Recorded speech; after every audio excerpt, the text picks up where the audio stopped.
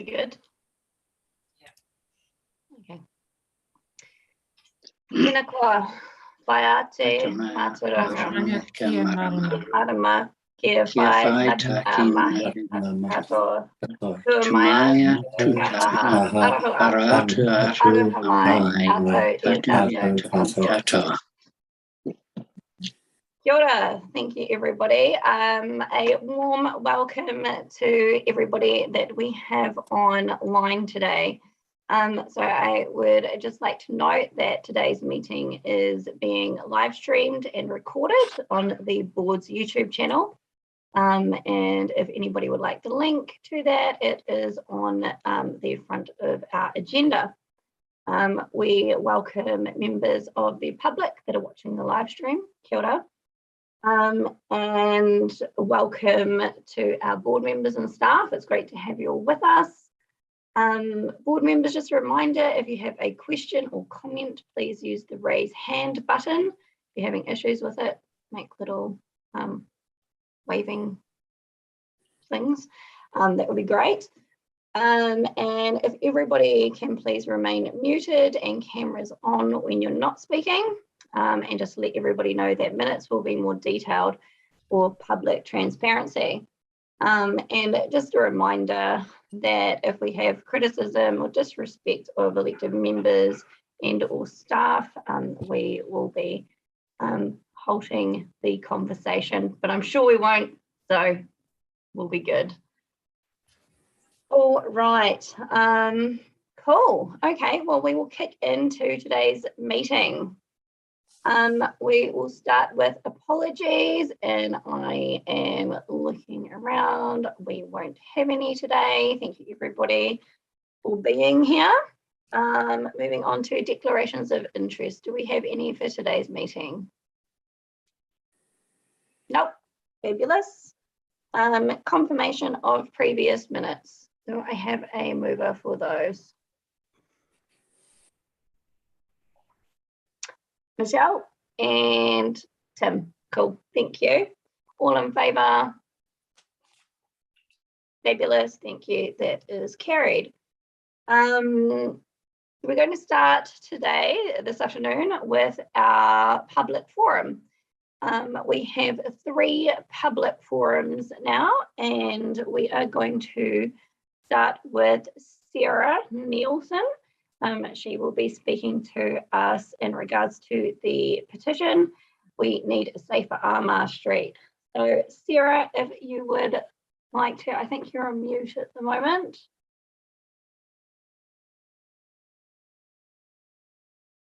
Is that Sarah's iPhone? Are you Sarah? There you are. Yeah, hi. How are you? Just a reminder, Sarah, you've got 5 minutes. So if you want to leave time for some questions, that would be fantastic. Cool. Sorry, you've actually got my name wrong. It's Sarah Dietlova Murphy. Oh, I don't Sarah. know how I got Nielsen. Yeah. All right, cool. Thanks, Sarah. Yeah, so I'll just speak to experiences our household has had. So we actually live on Trent Street, which comes off Armagh Street. So the issues we have actually encountered have mostly been to do with aggressive driving down Armagh and Trent Street. It's kind of become a bit of a racetrack for boy races, but also the streets are really wide, so it encourages a lot of speeding. So some of the issues we've encountered are aggressive tailgating down the streets on both sides of Armagh from Stanmore, and issues around cycle safety. So when I have cycled down Armagh Street, there can be cars that come past quite close by and aggressively and are speeding. There's also been a lot of burnouts, so this is quite visible on the intersection of Trent Street and Armagh Street and Britain Street and Armagh Street, where at the middle of the night or even during the day there will be people doing burnouts. There's also I have noticed when crossing roads around Armagh Street, around the intersections of Trent and Britain, that people will be speeding down Armagh Street, and then they will take the corners quite aggressively. So if you're a pedestrian trying to cross those the intersections, that is quite a safety issue. I've also, my son had an issue when walking the dog once on Trent Street, where there's a slight bend in the road, and he had started crossing and a car was speeding down Trent Street, and it really frightened him, and probably the dog as well. So I believe the petition talks about Armagh Street between Stanmore and Fitzgerald Avenue, but it speaks to a wider issue, I believe. So it's definitely on this side of Armagh Street, Trent Street. There are issues in the red zone, but the petition doesn't really cover that. So it would be great if there was something in place such as judder bars or speed bumps, just to kind of discourage kind of unsocial driving. It had been explained to me that often it's accident rates that will kind of prompt changes, but from what I've noticed, it is all an accident kind of waiting to happen, some of the driving I've seen.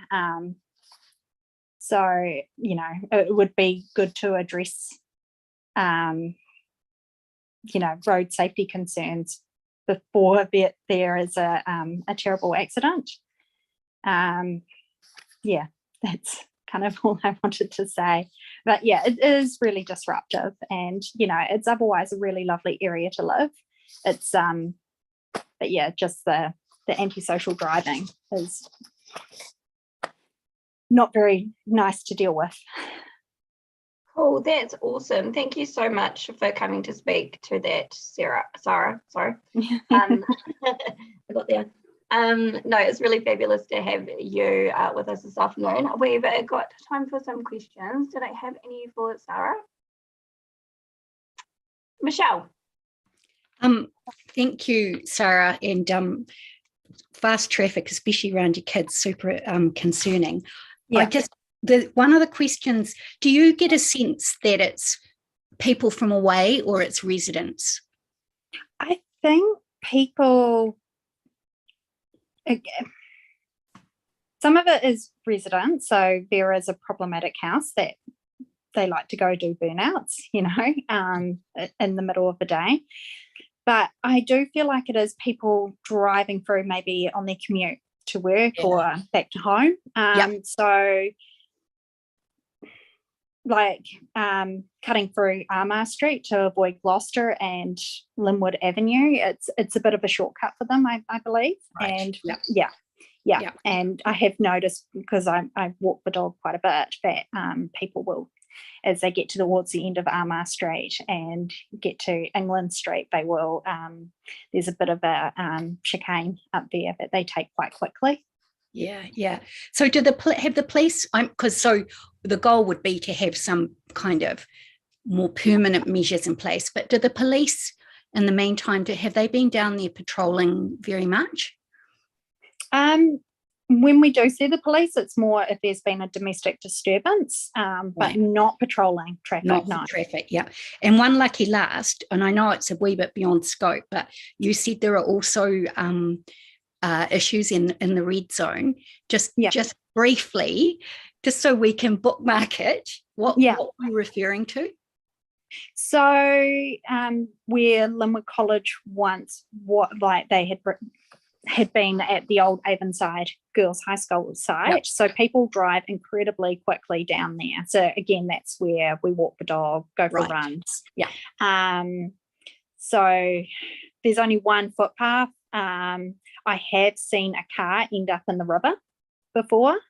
Yeah. Really? Yeah, early on a Sunday morning. Yeah, we were down picking guinea pig food by the river, my daughter and I, and there was a car that had gone into the river. There's a lot of recreation around that bit too. Yeah, people like to go down there and park up and I suppose, do skid. So it's quite evident. One of the side streets just past where the old college site is, I think it's Collishore. There's a lot of skid marks there too. And you can hear it from here. Yeah. Yeah. Thank you so much for bringing it to our attention. Good work. No worries. Thanks, Michelle. Jake, were you all good? I am, yeah. Cool. Fabulous. That is fantastic. Well, look, thank you so much, Sarah, for coming and speaking to us this afternoon. I think we have one more on yours, so you can stick around and listen to that if you like. Sure. So yeah, thank you again. And we'll be bringing up the petition after we go through Birdsea Reserve, so that will be a little bit further down the agenda, but not too far. Thank you again. All right, we are going to move on to Emily Cagle. Thank you so much for being with us this afternoon. Thank you for adding me in. I'm just no worries at all. I really just want to add, and I've been furiously writing notes just as Sarah's been talking, because I'm essentially speaking to exactly the same thing. We have been here since 2016. Family household similar to Sarah's, but we're directly on the corner of Trent and Armour.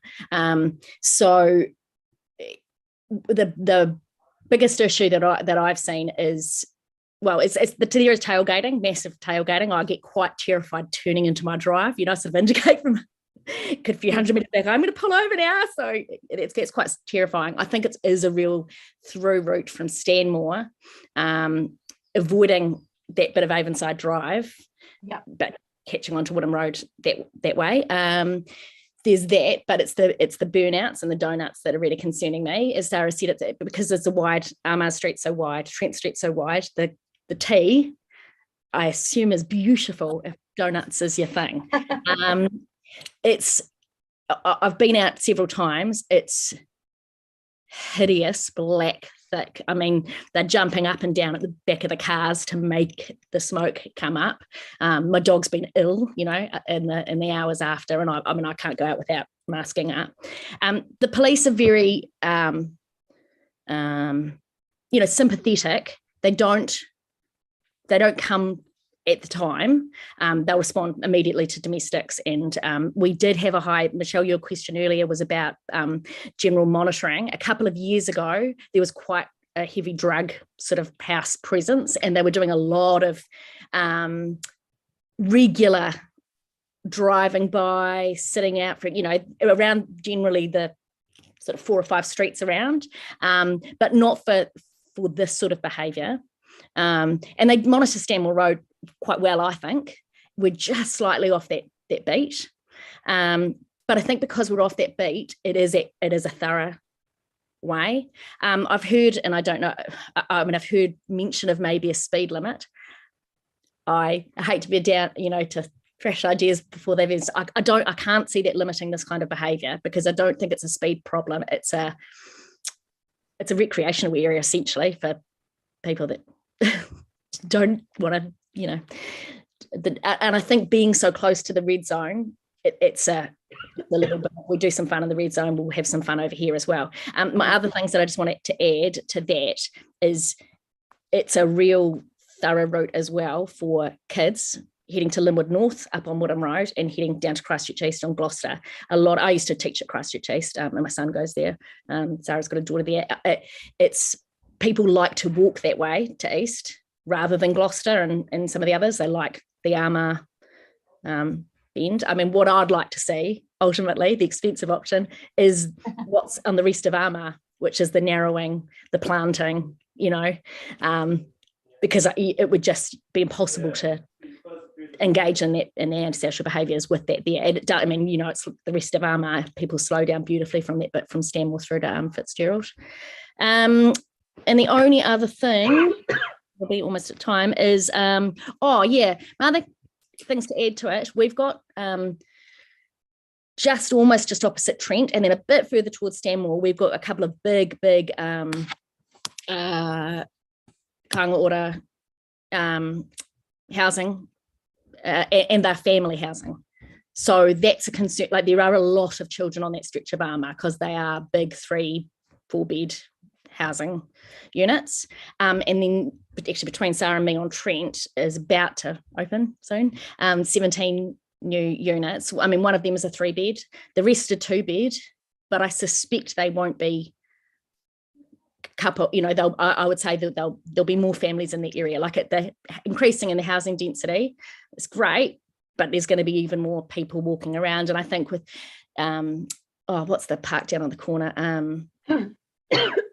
The park on the corner of I can't remember, Stanmore and Avonside Drive. Beverly. Yeah, Beverly, that's the one. Thank you. Yes, yeah, the beautiful Beverly Park, and we're so close to Palms. People are walking more and more. Which is good. Yeah, it's great. I don't think the people that are doing the donuts are likely to be the ones that we're going to get out of the cars. But yeah, anyway, that's just to add to what Sarah said. Those are my concerns. Awesome. That's great. Thank you, Emily. We've got just a little bit of time left. Michelle? So just a quick question, just so I can be clear. You're saying, Emily, that Armour Street in particular is a way that people, particularly children and families, walk, like more so than some of the other surrounding streets. Am I right about that? Yeah, and that's what parents directly told me when I worked at East as well, because they'd go past, they knew my house. They'd be like, "This was Keiko's house." It's the one with the park. And I said, I'd say, why do you walk Armour? And they prefer to walk Armour rather than Gloucester. Yeah. So it is a focus more than perhaps some of the ones the surrounding, like Gloucester or Hereford. Yes, and I mean that may be avoidance of the Stanmore shops in the state they've been in for the last 10 years. You avoid that if you go Armour and don't went on to Gloucester for Christchurch East until Fitzgerald. I mean, maybe with the work that's being done, people will want to go down Gloucester more, but I think it's a high foot traffic area, and it's a nice bit of Armour. It's beautiful. It's lovely. I love Armour Street. Yeah. I don't see as much action on Trent, but that's just where we are. We sort of face out more on the corner. So cool. Thank you. Thank you so much. Thank you again, Sarah, and thank you so much, Emily, for speaking to that. As I said before, we will bring that up soon-ish in the agenda. We've just got a couple of things we need to deal with first, but you've put some great context around the petition that is being presented to us. So really appreciate your time today. I'd love to stay for the petition, but I do have to go. I've got a meeting to get to. Good. Thank you so much. Bye. Yeah. Bye. Okay, everyone. We are now moving on to our third public forum. Thank you, everybody, for your patience today.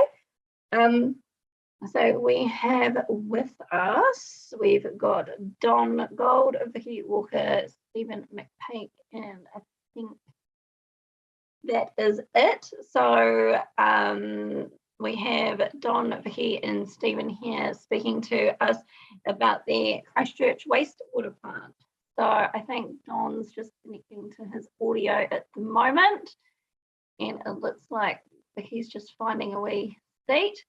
So that's really fabulous to have you. Just want to remind you all that today's meeting is being recorded, and it is live, and it will be on our YouTube channel later. Sorry about that, my battery's running low. Look, really great to have you all with us. Looking forward to your update.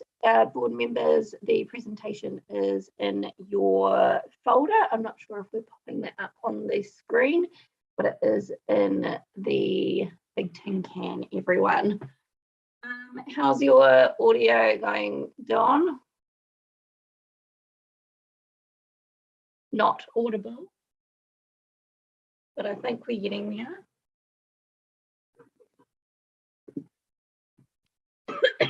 And just a reminder, you have 5 minutes, and if you would like questions from board members, then please leave a couple of minutes at the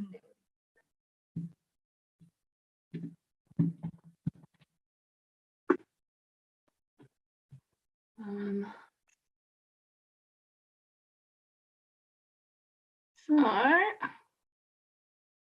Cool. Don, are you all good now? You're just on mute. You can kick off as soon as you're ready. You just unmute.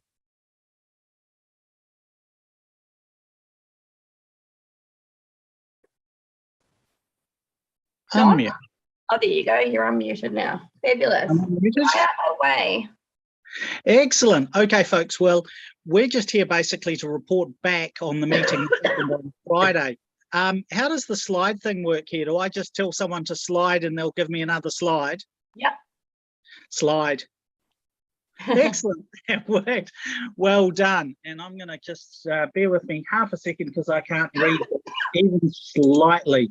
So I'm going to just look at another screen while I look at you. Yeah, basically, as you all probably already aware, 2 councils, 3 media outlets, 130 Bromley residents and Christchurch residents, and an hour and 20 minutes of grilling. What you're probably not aware of is that the live stream also attracted 450 live watchers, 2 from Australia, 3 from Auckland, and the rest from Christchurch.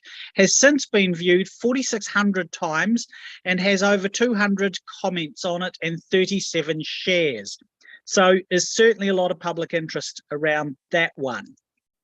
Slide. More listening, more talking was done. Still no action. Definitely still a feel of lack of trust, feelings of frustration. But a community certainly found its voice on. Hello, Alex has disappeared. A community certainly found its voice on Friday night. Slide. So we've been. Another slide, please.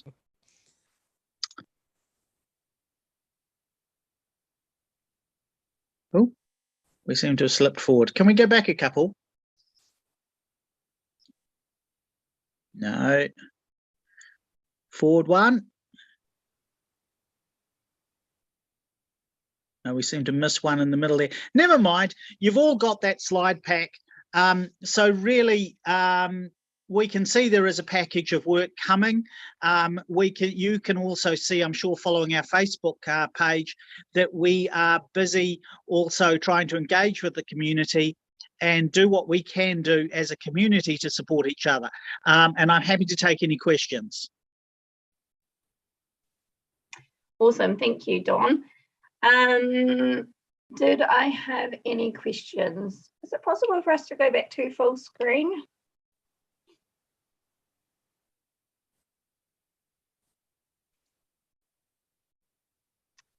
Cool, thank you. Any questions for Don? Michelle?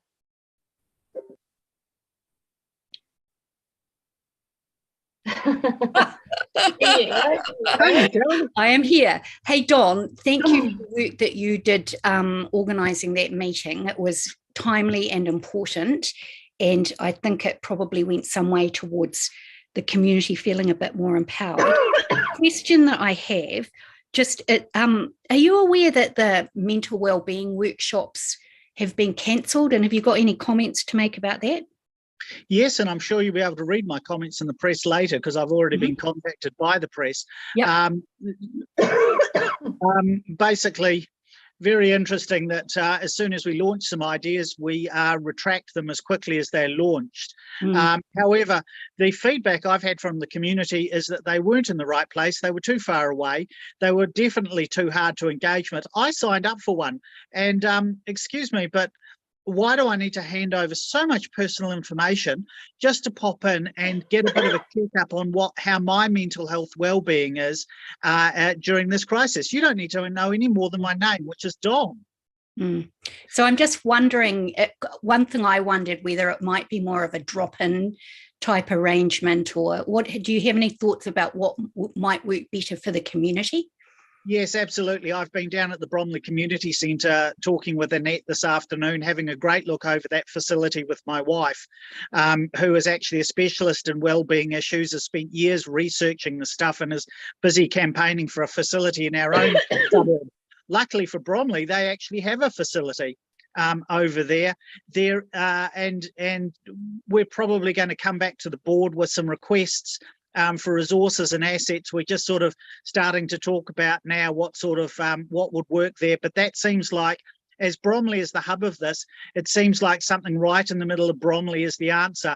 There are breakout rooms, there are spaces for a locum GP to be on site, for example. There's a kitchen there, so food and meals could be prepared.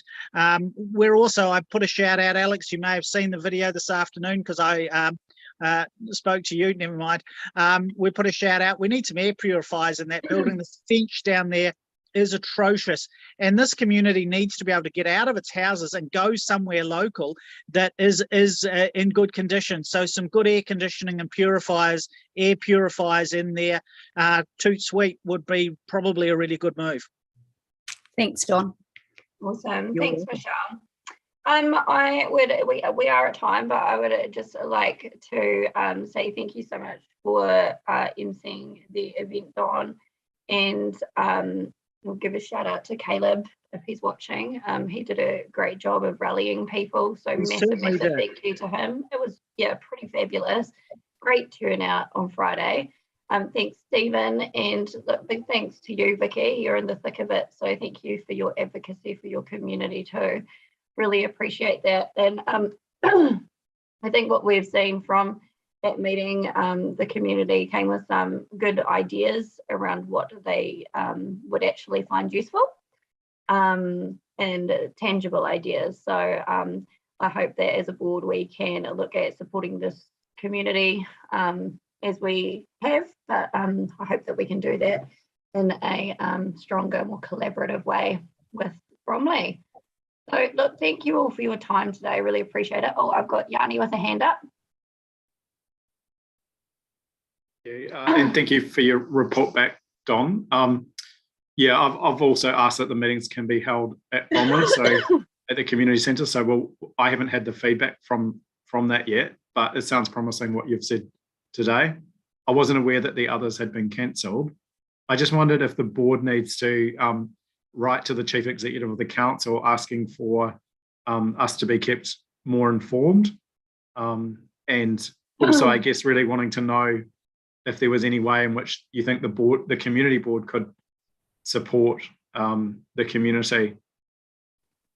Yes, absolutely. There are ways that the board can support the community.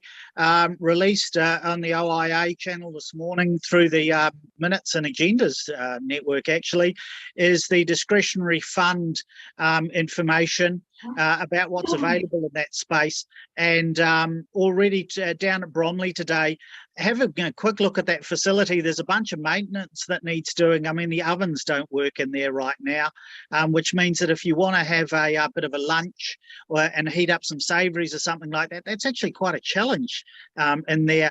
So, and we're going to have a big list of really quite minor, I think, requests that'll be really easy for the board to satisfy. Do you need to write to the chief executive? I don't personally think so right now. I think this chief executive has got the message and is really got her skates on as far as everyone is in full steam ahead mode to do what needs doing, and they're certainly triaging now to figure those things out very quickly. I've been getting excellent feedback from Anne Galloway, who of course looks after the Mayor's Welfare Fund. I've been getting excellent feedback from some of you actually at this table today. I've spoke with Jake McClellan already once today. I've been speaking, I was talking to the comms lead, Katie McRae, at 7 o'clock last night, and I was talking with Phil Major at 9 o'clock last night. So where the council had a serious lack of communication with stakeholders, with residents, with social media teams, etc., that has been categorically fixed as far as I'm concerned. Yeah, that's good to hear. Cool. All right. Can I speak? Yeah, absolutely. I just wanted to say that today I had HRV come and put some carbon socks into my HRV, so I'll be able to report back to you how they work. And also, I think Don did some work with some carbon filters, because we're looking at looking at trying to get something now and some air purifiers perhaps. I mean, I sort of think too, perhaps if you guys could look into bulk deals for air purifiers would be helpful, and they could be distributed, like we need them probably ASAP. Yeah, no, that's really great feedback. Thank you, Vicky. Welcome. And again, thanks for all of your work on this too.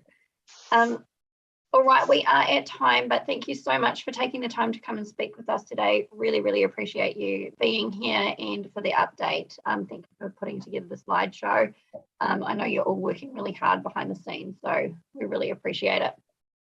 Cheers. We'll be in touch. Thank you. Okay, everyone, we are moving on now to deputations by appointment.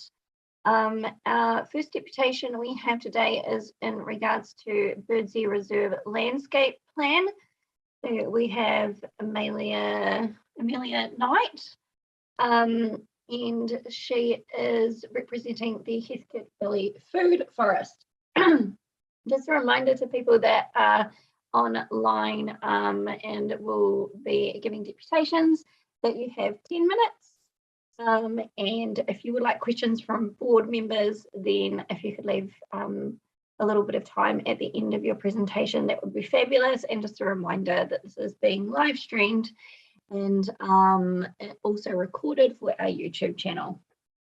All right. So Amelia, is that right? Yeah, Amelia. Is she here? Yeah.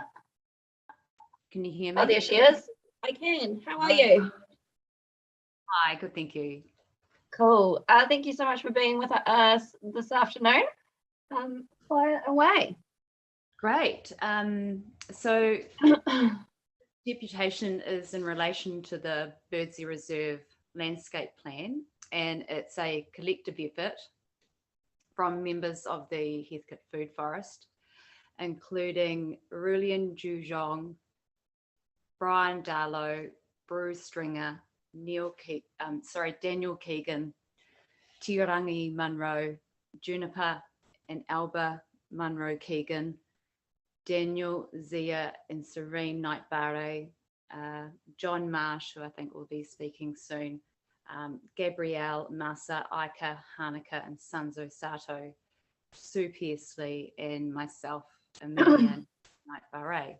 So I coordinate the activities of the food forest, and we would firstly like to say that we are really grateful to be included in the landscape plan for Birdsea Reserve, and we're also stoked to see that the Heathcote school planting areas remain also in the plan.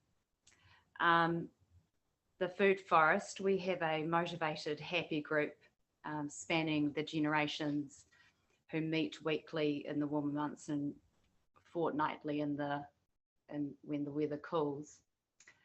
There were fruit trees already at the reserve when we started, and since we've started, we've planted another 21 and many other berry bushes and companion plants.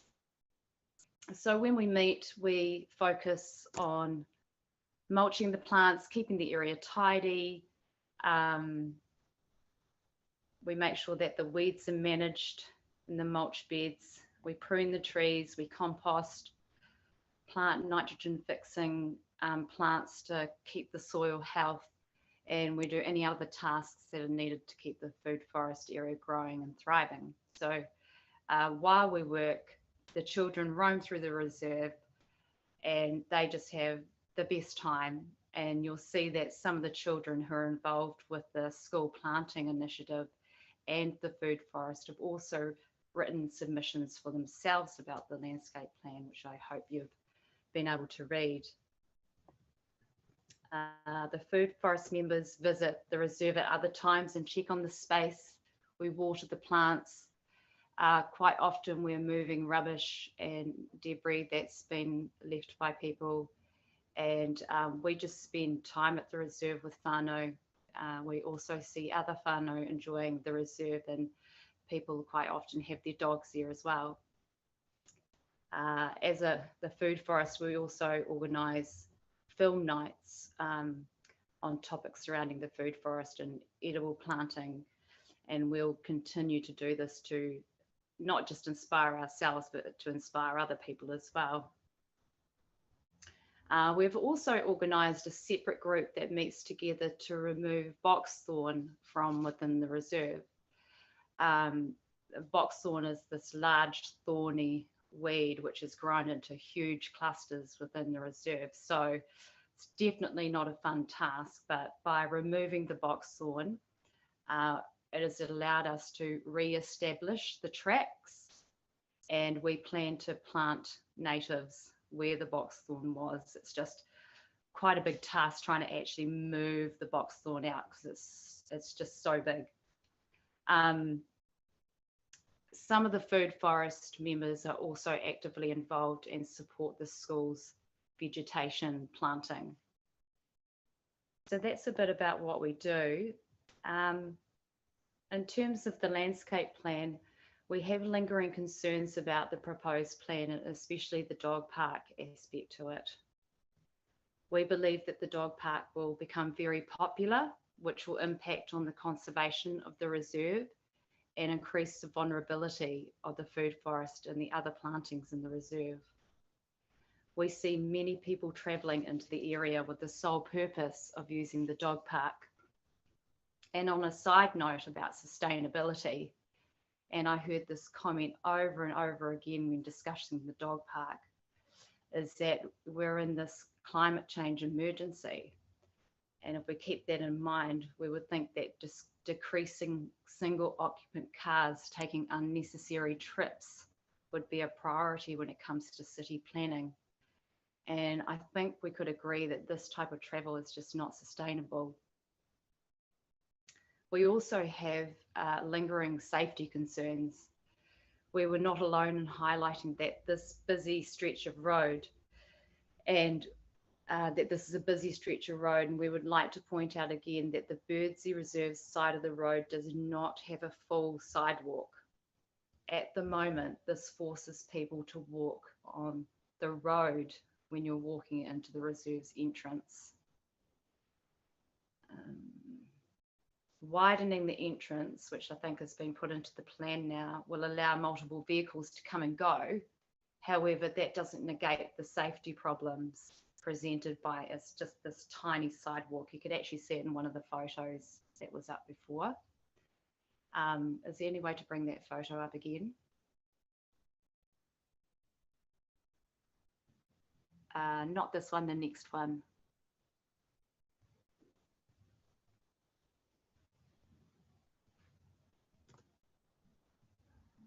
There should be another photo there, the car in the background. That one there. You can see outside there, outside the reserve, that there's no real sidewalk. It's just a small strip that goes right down the length of Birdsey Reserve, and they've put some bark chip on it. So basically you could walk single file up that and still have to walk into the driveway there. So to make it safe, I think you'd actually need to build some sidewalks right down the length of Birdsey Reserve.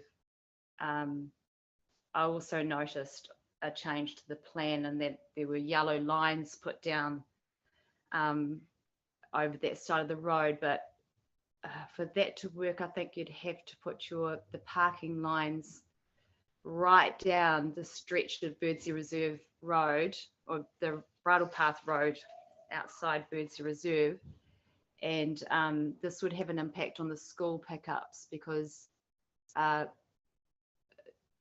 down that area further away, people drop off their kids to school, and of course it's not much of an issue there because you're just crossing the road, but yeah, it's just awkward to do anything from that side of the road, and it seems to me quite dangerous. So I imagine the remedy would be to put the yellow lines there, and that would mean that people would be forced to park across the road from the reserve. And across the road from the reserve, you've got the the sports area, and I think it's the club rooms. That gets really busy with cricket. And further down, you've got our community centre and then the school. Like, it's quite a busy area of the road. So just to let you know, Amelia, we've got about 1.5 minutes left. Oh, I better hurry up. We believe the proposed car park will not be big enough for the dog park users, and really think this aspect of the plan needs to be readdressed. Okay. The submission summary document highlights many of the joint concerns, and we hear from many Heathcote Valley residents, including Tamariki, that they do not want dog parks at Birdsea Reserve. And many of us just feel there's too much to lose. What we'd like to focus on now, though, is that what we'd like to call an alternative future for Birdsea Reserve. We would like to consider the alternative future for the reserve alongside the council's developing resilience in the 21st century strategic plan, which I'm sure you're all well aware of. This plan outlines under community outcomes and healthy environments that the council desires to build communities where, quote, unique landscapes and Indigenous biodiversity are valued and stewardship is exercised. You'll find this type of stewardship and the desire to create landscapes rich in Indigenous biodiversity happening right now at Birdsea Reserve. We have our tamariki engaged, they're learning, they're taking ownership, and at the moment, there's room to grow. The same framework states in its strategic priority that, quote, enable active and connected communities to take to their own future. If we apply this to Birdsea Reserve, where it becomes a priority that active and connected communities determine their own future, then we can envision that without dog parks, community members would continue to plant native flora and heritage fruit trees expanding across the reserve, and it would be visited for the enjoyment of its green space and scenic views and food from the food forest. Many aspects of the work happening within the reserve at present fits in with the desired outcomes of the council's strategic framework, the building of resilient communities who are exercising good stewardship, the valuing of choices, including children, and the creation of healthy environments. We imagine a motivated community continuing to take a kaitiaki role in the ongoing conservation and expansion of tree, plant, and subsequent bird life. We would like to see the council invest in the conservation of Birdsea Reserve, and we believe, along with many other community members, that Birdsea Reserve is not the right location for a dog park. We would like to ask that the board chooses to approve stage 1 of the landscape plan proposal and to explore other locations for a dog park. We wonder about the expanse of red zone land available that hasn't yet been explored, and would hope that this land or some other land could be explored rather than using Birdsea Reserve or any other precious reserve land. Awesome. Thank you so much, Amelia, and thank you for taking the time to be with us this afternoon. We have reached time, but I have Daryl. Just on mute, Daryl. Apologies, I'm on mute. Thank you, Amelia. You talked about emissions and the current climate crisis that we live through, and that people would travel to Birdsea Reserve that you felt didn't fit with the current situation. However, you've recommended red zone land. What difference is it for somebody that perhaps lives locally that has to travel to red zone land in terms of conflicting with climate change policies? I think because of the location of Heathcote Valley, it's quite a ride to get here, whereas there's other more centralised pockets of red zone land that could be quite possible, maybe closer to more people. What about and I'm playing the devil's advocate here, and I'm sure you'll excuse me for that, but people from Littleton and the submissions that have said, hey, what a great idea, just come through the tunnel. And for local people, and I realise a lot of local people are not for it, but for those people, it's very local, and it wouldn't contribute towards some of the concerns that you've expressed. If you look at Littleton, there's many dog tracks around there. I use them myself. Yeah, the issue is not so much about not wanting dog parks in the area. It's more about the fact that we would like to see the reserve be conserved. Thank you. Cool, thanks so much, Daryl. Did we have any other questions for Amelia? I think we are good. Thank you so much, Amelia. So we have John after you, but then we will run the report straight after John. So if you want to stick around, you can, or if you want to watch it on the live stream, then you are also welcome to do so. So thank you so much for your time. Thank you. Oh, all right. So heading on to John now. We have, if I'm on the right part of the agenda, John Marsh. It's lovely to have you with us this afternoon. Just a reminder, you have 10 minutes and we are live streaming and recording as well for our YouTube channel. It's fabulous to have you with us. Thank you very much. Will hear me loud and clear? Yep, perfect. Okay, thank you. I'm just going to try and read bits of my submission, which I sent through yesterday, and try to not read some bits because it'll take me far too long, but I just try and get the main points across if I can. And I'm presenting basically as a private individual, and I've lived in Heathcote since 1983 and have been involved in ongoing community planting projects since then. I'm a regular helper at the Birdsea Food Forest and have assisted in organising school and resident volunteer planting at Birdsea Reserve over the last 3 seasons. I've worked as a landscape architect in Christchurch since 1982. And from the mid-1990s, I was engaged as a consultant by the City Council on numerous waterway, wetland and parks projects. In 2000 or 2001, I can't quite remember exactly when, I was engaged to do a landscape development plan of Birdsea Reserve. I'd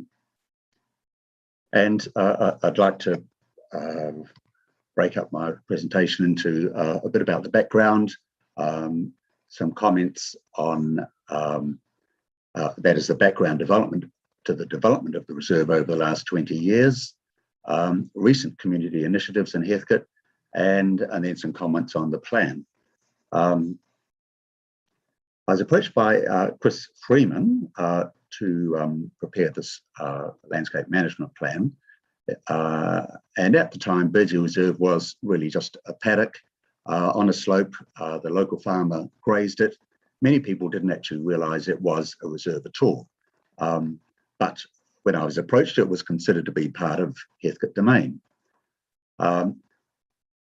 Chris and I consider that there are already significant recreation opportunities in the Heathcote neighbourhood for both structured sports fields and unstructured passive recreation or active recreation. And beyond the village, the hillsides were just green stretches of tussock and pasture. And there was very little of the original vegetation, if any, that might have been there. And we agreed that Birdsea Reserve could be an ideal site to re-establish a small pocket of the lowland drybush habitat that originally existed. The primary objective of this was of encouraging biodiversity. This is quite a different approach to an urban reserve in those days, actually, to have an urban park so close to residential areas where it was going to be designated to nature, not to people activities, but to nature. People could join in, but nature was the key thing. And nature consists of all those other inhabitants of our city that we most of the time ignore and ride our mountain bikes over them and do all sorts of other activities in the name of recreation. But we do have these other inhabitants of the city. So it was quite an interesting and different approach. A very simple approach, quite honestly, because revegetation, while it's a long-term thing, doesn't involve huge amounts of infrastructure and things like that. It's all about restoring nature. So a vote for biodiversity. And at the time, I thought that was a good concept. I still think it's a good concept today, and even more so today in today's society where these things are so much more in evidence. So the original plan was drawn up, put out for public consultation, approved, a budget was applied to it, and then the implementation took place. It was at this time that the reserve was given its current name of Birdsey Reserve after the old hotel that used to be there in the 1860s.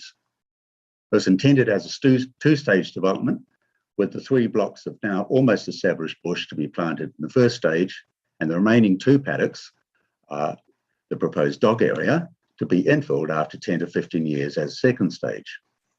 Revegetation projects have to take a long-term approach to be successful, so it was considered it would take 30 years before this plan would be fully realised. Over the next 5 years, the planting was completed, a car park built and bench track through the southernmost block formed. By 2010, these plantings were progressing well, and it was time to consider the stage 2 plantings and extend the track. On reading through the council officer's report for the new plan, under dog park selection criteria matrix, it states that Birdsey Reserve does not have an approved management plan. I consider it more correct to say that it had an approved management plan, but it's been lost. For nearly 10 years, the City Council funded, managed and developed the reserve in accordance with that plan. Unfortunately, the earthquakes happened in 2010 and 2011, and understandably, in the aftermath, stage 2 was forgotten. Stock were allowed into the 2 northernmost blocks of planting. The planting was grazed over, some trees disappeared, others were embarked. Some of the old pines to the south of the reserve fell into the vegetation block, causing damage, and they allowed invasive weeds such as boxthorn, boneseed, fennel, and old man's bed to encroach. These pines are still lying where they fell. The walking trail became overgrown and it disappeared. And it was unfortunate at a point when it was about to take another step forward, the project stalled because of the earthquakes. It would seem, according to current staff, that any council record of the plans was also lost in the various office relocations that took place around that time. Council staff moved on, roles also changed, and new staff had no knowledge of what was intended. Now, after the earthquakes in Heathcote, there was an upsurge of grassroots activity in the community. I've listed a few of the activities that happened in Birdsey Reserve, but key to all of this was the Heathcote Village project and the Heathcote Epicentre meeting, which was attended by 250 locals, with the aim of developing the vision of how they saw the future of the community. And the aspirations displayed on the wall of the Community Association Community Centre remind us of these. And among those are native plantings, undeveloped hills, hillside plantings, Birdsey Reserve, walking tracks, public fruit and nut trees, bird song. So that was the key to that upsurge of activity. And I've listed a whole bunch of things there, which slowly started to happen in Heathcote. No, John, we're just down to 2 minutes. What? God. Can I have another 10? Okay, straight to the summary. No, I knew this would happen. Yes, I always say that at weddings that I've spoken too long.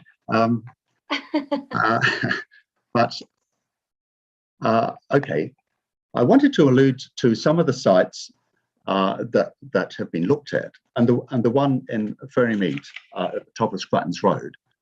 I really don't think, could we have put that plan on the screen by any chance? Or we can't. It's on the last page of my submission if you've got it with you. But at the top end of Scruttons Road, there is a triangle of land which is in the Ferrymead development area, but it doesn't have any designation. This is the site that I referred to in my submission. There's no reason why this can't be a dog park. It has access, it has car parking. The officers rejected it on the basis that it was, what did they say? They said it's a flood hazard management zone. Well, a lot of properties in Redcliffe are in flood hazard management zones, and building consents are still being actively sort of sought and obtained by people out there. I don't see why that should be an issue. It borders sites where wildlife needs protection. Well, there are horse paddocks and people driving across the horse paddocks right next door on one side. On the other side is the tunnel road. There's just no reason why this site couldn't be investigated much more thoroughly than it has been. I'm just going to, oh, we've got that. Oh, there we are. Just, you'll see where the tunnel road is. Immediately to the right of where the tunnel road lettering is, there's a triangle. That's something like 13,000 square metres, 1.3 hectares, bigger than Birdsview Reserve Dog Park, and easily accessed along Scruttons Road. And it's got pony paddocks on the other side. I think that really offers another side. There's also 96 Bridle Path Road, which is mentioned, which is the old Devolve property, and very good access. No limitations other than what Birdsview Reserve also has. Much better road access, excellent opportunity for parking and so on. Easy, gentle slope. It says it has slope instability, rockfall and liquefaction issues, but Birdsview Reserve has those also. Now, I'm sorry, I'm just going to go straight into my, I hope you'll have the opportunity to read my other comments about biodiversity and so on, but I'll just say that in my summary, I don't believe a dog park is a Heathcote community priority, quite honestly. Restoration of biodiversity is. There are suitable alternative locations for a dog park in the locality, which are currently undeveloped. I don't think the City Council has tried hard enough to investigate these. The plan does not grasp the community vision for much greater planting and revegetation of the hills surrounding Heathcote Valley. This is an opportunity for the council to engage with this vision and extend it. The inclusion of the food forest in the plan is fully endorsed by community vision. The entrance into Bridle Path Road for both vehicles and pedestrians is currently unsafe and needs to be carefully redesigned to address that issue, whether it was a dog park or otherwise. The walking trail upgrades in the plan, signage, and linkages to adjoining reserves will be a valuable improvement. There was already a plan for Birdsview Reserve. This new plan will prevent completion of the plan's objectives, significantly undermining the value of all the work and investment that has been put in over the last 20 years by council and community. Just in finishing, I'm reminded of comments by councillors at meetings I've been attending recently, saying that it's community that will need to remind future councillors of initiatives taken in the past to ensure they carried forward. When councillors themselves and council staff have moved on, it's only the residents who are committed enough who will drive these things forward. I believe the decision made by the council back in 2000 to vote for biodiversity in this reserve was a good decision. And I think it is a good decision today. And I ask the community board to support that earlier decision. So thank you very much. Awesome. Thank you so much, John. Really appreciate your time this evening. Was there any questions for John? No, you've said it all, John. No, really appreciate you taking the time. So we will, oh, I'm in the wrong part again. So thank you. Well, I'll sign off. Thank you. So you can continue watching on here, John, or you can watch the live feed. I think we've got Gabrielle as well now for a deputation. And then we'll go into the report. Do we have Gabrielle? I don't think that she's arrived. Okay, cool. That's not an issue. All right, well, we can then move on to the Birdsea Reserve Landscape Plan, which is page 21 of your agenda, board members. We have Sarah Blows and Jocelyn Mahoney and Hannah Valentine. Hello. Hello. Hello. Just Sarah and Hannah here. Jocelyn unfortunately a bit ill, so oh no. We're mostly going to take the report as read, but we just wanted to summarise a little bit. So between October and November last year, we heard from 62 submitters on the Birdsea Reserve Landscape Plan. All bar one were happy with stage one of the landscape plan. Of the second stage, namely the dog exercise area, things were a little more controversial, with 50-50 for and against, actively supporting versus actively opposing. The data showed us that locals were more against this stage than non-locals, and that 8 submitters that were against the stage did recognise a need for a dog exercise area in the area, but didn't feel that Birdsea Reserve was the appropriate location. I'll hand you over to Sarah to quickly go through the changes that were made as a result of consultation. Yeah. Hi team. And so we made a few changes following all the feedback, and that was to move the location of the water tap so it's more accessible to the Heathcote Valley planting group, improve access and visibility to the car park, removal of the proposed stairs. We reduced the size of the small dog park to preserve the planting done by Heathcote Valley School in John Marsh, and planting specific specimen trees for shade opportunities. And we noted the feedback Ghani's been giving about naturalised dog agility equipment if the plan is approved and it goes through to detailed design. I'd also like to comment on John Marsh's Scrutton's Road area. That area is listed in the district plan as a site of ecological significance, and that's really why it was ruled out of being included as a site.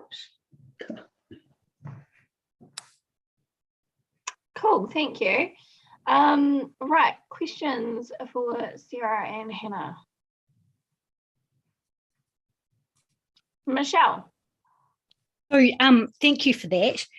Just on the bit about the dog park, which is obviously a bit of a sticking point potentially, did I hear you correctly that you've reduced the size of it? And if so, can you just recap by how much? And that's in response to the feedback, is that correct? We've pretty much cut it in half, and it's now going to be 2515 square metres. Which is still a good size for a dog park? Yeah. Cool, thank you. Thanks, Michelle. Tim? Yeah, just a question, a further question around the Scrutton's Road site or the other sites that John has proposed for alternatives. But first, congratulations on the work you've done on the plan. It's a fantastic piece of work, but we still have to decide whether or not this is the appropriate answer or not. Can you say further about the reason for the ecological significance designation for the Scrutton's Road sites? Sure can. I've got it up on the other screen. And so it's included as part of the Avon Heathcote Estuary, and it's part of the Low Plains Ecological District. And it's site ID 762, so I can flick through what that actually is. But from a planning perspective, it would not be appropriate to put a dog park on an site of ecological significance, which is listed in the district plan. is there an opportunity to question that designation for that site? Yes, there are plan reviews and it can be highlighted as an area for consideration. I can pass that feedback on to the team who is responsible for that if it goes that way. Thank you. Thank you, Tim. Sarah. Good, thanks for that. This is certainly not an easy one. John's referenced the old management plan that's currently not sitting within files, but it's clearly something that did exist. I mean, I can't see anyone getting away with the extent of the planting that's happening in this area on council land without a plan in place. So is there a way of hunting that out somewhere, having a really good look through stuff? I mean, do you not acknowledge that there was likely to have been one? Oh, 100% we acknowledge John's work and time he's put into this site. We have been through the management plan specifically that I'm after. Yep, so I did do some digging and I couldn't find anything in the archive minutes or in Iron Mountain, which is archives. I have been seriously trying to find this plan. Yeah. Okay. So, I mean, Scrutton's Road, I mean, ecological significant stuff in the district plan has to be taken seriously. And I think that if that's the case, we seriously need to be looking at the extent of horse grazing adjacent to that, because I think that's probably likely to be in the same area, but it's been an existing use in that area. So I think that's something that really needs to be looked at. But there was the other bit on Bridle Path Road, where there has been some rockfall issues. Council now does have all the old red zone Port Hills land, and have we thought about getting a new assessment done? I did take into consideration when doing site selection. I would also like to note that 28 Bridle Path Road is red zoned, which is next to Birdsea Reserve, so it will potentially be extended in the future more towards the tunnel. I did include 96 Bridle Path Road because it was the only one that was deemed to fit the criteria we found for best practice. But apart from that, it's been rezoned for a reason. Yeah, but there's also been previous council resolutions about selling some of that land actually for putting houses back on again. So while it was red zoned, everyone's acknowledged that the risk profile does change over time. Yeah. And so that might be worth looking at. And the actual, while it wouldn't service this area particularly, if we're looking at the east generally, there was quite a lot of people have mentioned the Abnotakato River corridor. And I'm just wondering, is it because of the lack of ownership currently that wasn't looked at? The river corridor kind of focuses more on the mid to north rather than the southeast, which is where there's a gap in provision. Yeah, I know that there's a lot of conversation in the area at the moment of people wanting more dog facilities in that area as well, especially with the more regeneration going to be happening there. And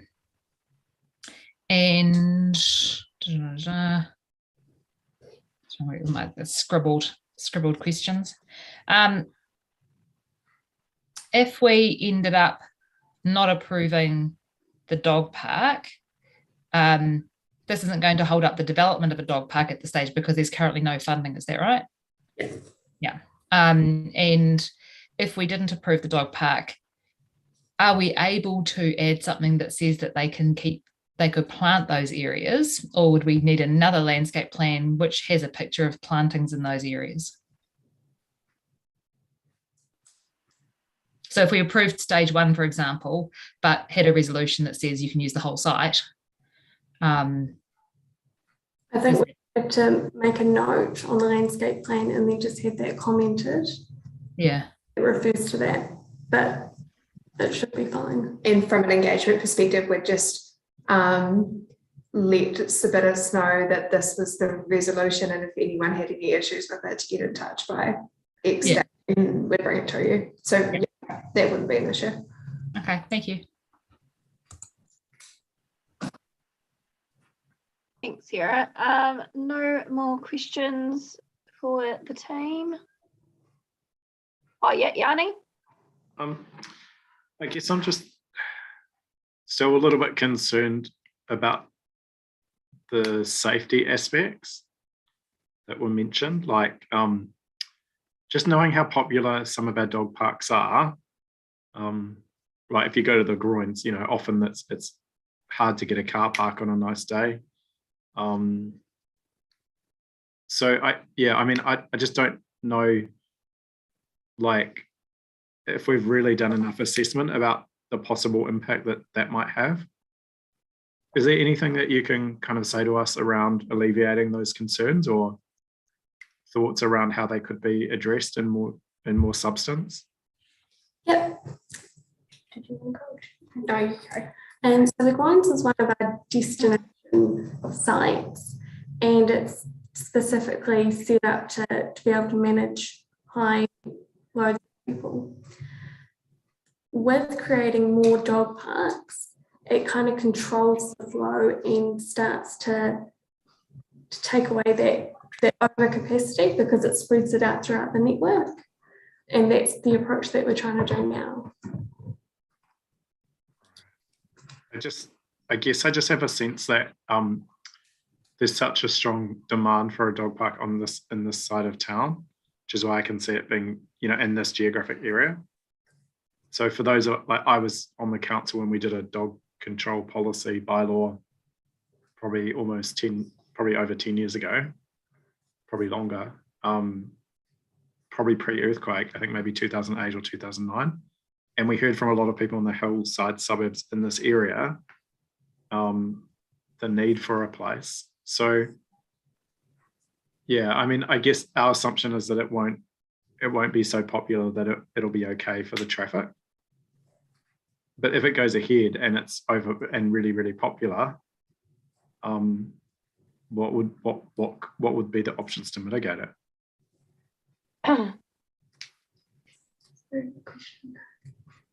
Yeah. Just because it's so space constrained. Yeah, it is a very good question. Like the only answer really is that would be something that would have to be looked into it at the time, as to the exact issues and ways to mitigate it. The goal with this was that if there aren't enough parks, if you need to use a car to get to the area, you wouldn't use this. You'd go to like the Groins has got a plethora of parking available. So like that's the difference between the two types of dog exercise areas, where you've got your ones for locals that like is used for mostly for walking distance, for the local community, versus your big destination. Just in terms of like I know, like I guess just the Scruttons Road site, I appreciate it's a site of ecological significance. I mean, again, like is there any way of looking at that? Like, what's so significant about that site that would be incompatible with dogs?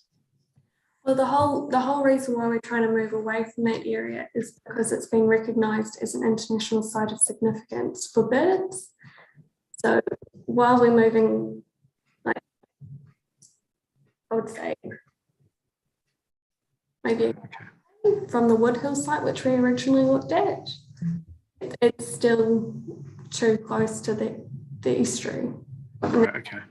So really I guess what I'm really trying to understand is, like, in terms of another option, is just the red zone land in the Port Hills. Is that really the only other realistic option if we're concerned about the dog park? Yeah, we're really running out of sites if this one doesn't go ahead. Cool, thank you. Thanks, Yanni. Sarah? Thank you. I remember my other questions. If we ended up not going ahead, would we be able to put request some dog agility equipment in another suitable park or reserve in the area anyway. So, they don't need to necessarily be within fenced off areas like Radley Park. So would that be doable? Yeah, so the reason why this one was broached is because the request for a dog park, but if exercise equipment, it would just be an area. Yeah, so we could do that in one or two parks if we wanted to do that in the meantime anyway. Okay, and with the increased number of people coming with their dogs to Birdsey Reserve and the walk to get to especially the small dog area, it's actually likely that they're going to have their dogs off leads getting there. Is there a way to mitigate that impact when we're looking at the conservation stuff and trying to bring tui back and all of that bird life, when actually there's going to be more dogs off lead in the general reserve, not just in the dog parks? Again, we can enforce through the Dog Control Act and by law and policy. I know that doesn't really happen in practice. I appreciate. Yep, it doesn't. No, it does not. If you look at the dogs on leads only section of the Ferrymead towpath from around the back of the golf course there, I mean, dogs are off the leads and they were on the marshes and the salt flats and in amongst the wildlife in an area that is the lower Heathcote salt flats next to estuary, and it's not enforced. That's a good point, and a key part of the planning here was that there are the Heathcote area is so wild, like there is a lot of wildlife and it does need to be protected. If you have a designated dog exercise area where you can let your dogs off the lead, it's concentrating. And you're also educating dog owners saying that's not suitable, but here's a space you can actually go. The people who currently go like down to the towpath and stuff are people who want to be in a more wild place.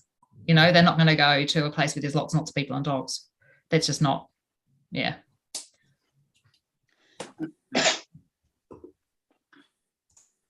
Oh, thanks, Sarah. Daryl? Thank you. You talked about the fact that by having this dog park, it increases the available sites, therefore the capacity. In your research and in your opinion, are we looking at low, medium or high use? I'd say medium high. Medium high in terms of numbers? Yep. Thank you. Thanks, Daryl. All right. Are there, that's cool, Yanni. Are there any more questions or are we good, team? Yeah. Cool. All right. Thank you so much for presenting to us. Now we will look at our resolution and do some moving. Cool.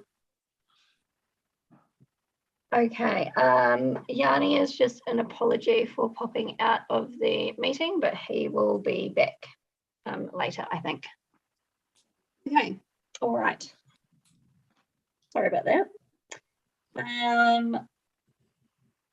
Alex, I mean, this is something, dog park is something that that Yanni's been wanting to discuss and progress as a board for a long time. If he's just out, is it something we could maybe take a 10-minute adjournment since we've been going for over an hour? And if people are happy with that, it would be good to have him here. So good to have Yanni here. Definitely. Everybody happy with that? Yeah. Do you want to just check with him to see how long he's going to be? Because it would be really good if Yanni was here. We've still got the petition to present as well. I've just been waiting a while. You do that? Yeah, yes, he has been online. Can you, Jake, message him? I just see he's not there. Oh, yeah, we'll do. Yanni said he'll be as quick as he can, so. I think he's doing checkpoint, isn't he?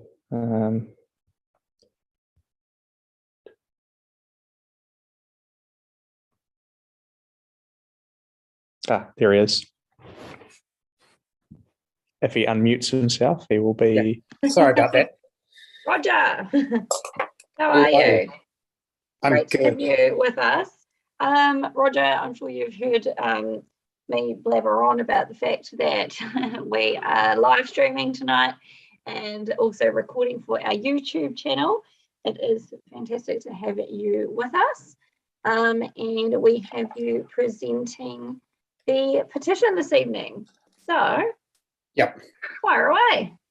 Okay, well, firstly, I would like to thank the council for the time and resources they've put into the Linwood Village streetscape plan, providing the residents with a sense of safety and place.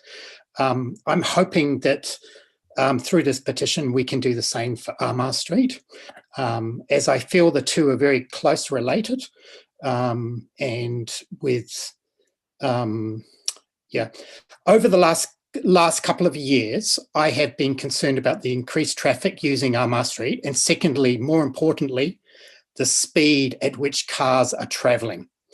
An increased number of cars are using Armagh Street due to more housing in the area, and many non-residents see the street as a shortcut between Fitzgerald Avenue and Stanmore Road.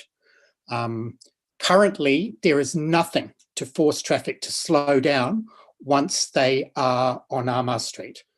I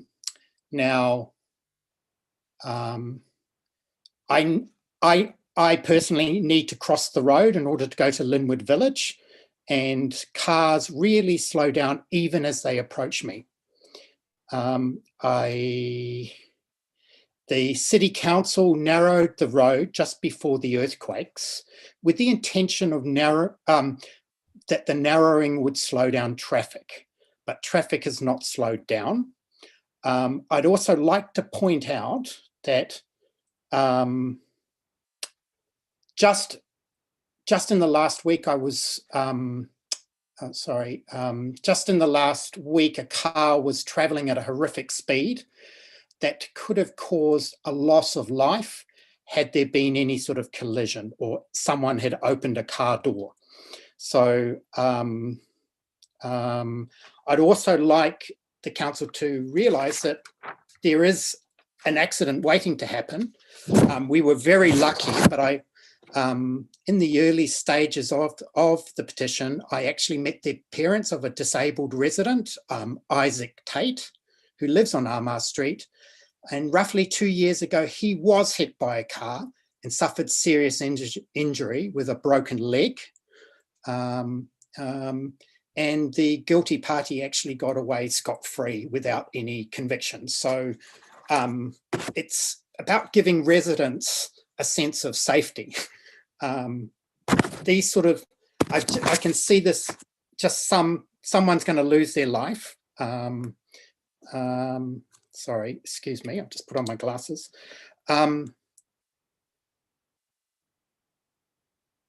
Yeah, so traffic has not been slowed down. So I would like to see the City Council find a solution appropriate for Armagh Street. With the speed of traffic and reduced visibility due to cars being parked all along the road, I'm also finding it very hard to pull out of my driveway. I've had 2 cars parked on the road outside my house written off, and I have also had to arrange for the remains of neighbourhood cats, which have been run over.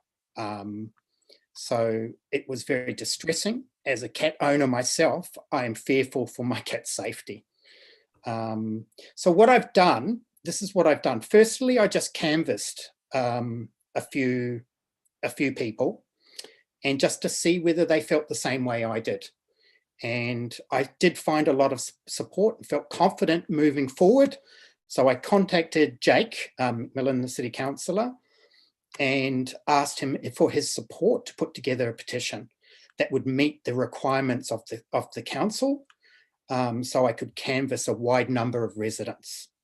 Now, I knocked on the doors within the neighbourhood over about 6 weeks of April and May. I explained to most people that the purpose of the petition was to open a discussion,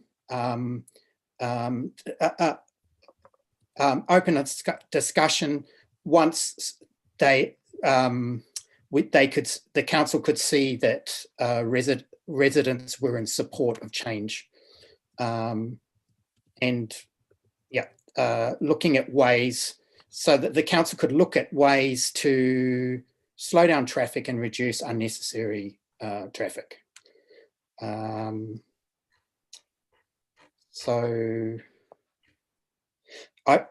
I was doing this, I was pleasantly surprised by the vast majority of people I door knocked, signed my petition and gave me their details.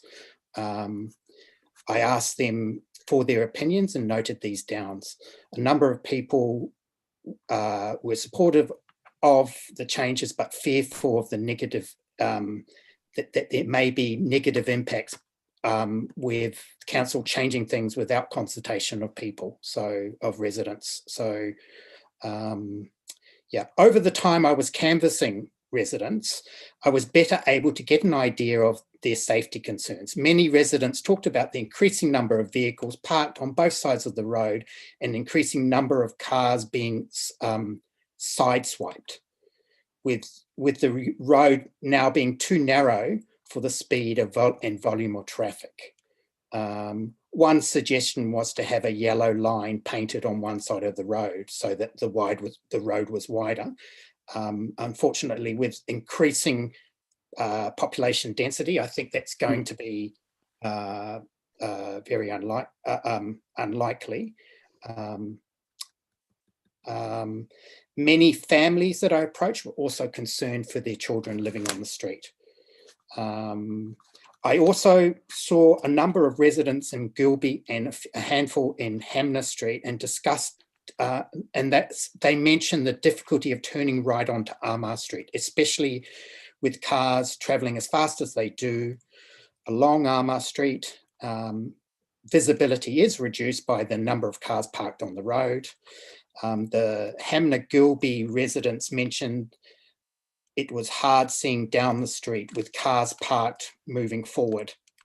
With cars parked on both sides of the street, and there was a suggestion that mirrors may need to be installed at the intersections of Gilby, Hamner, and with Armour Street.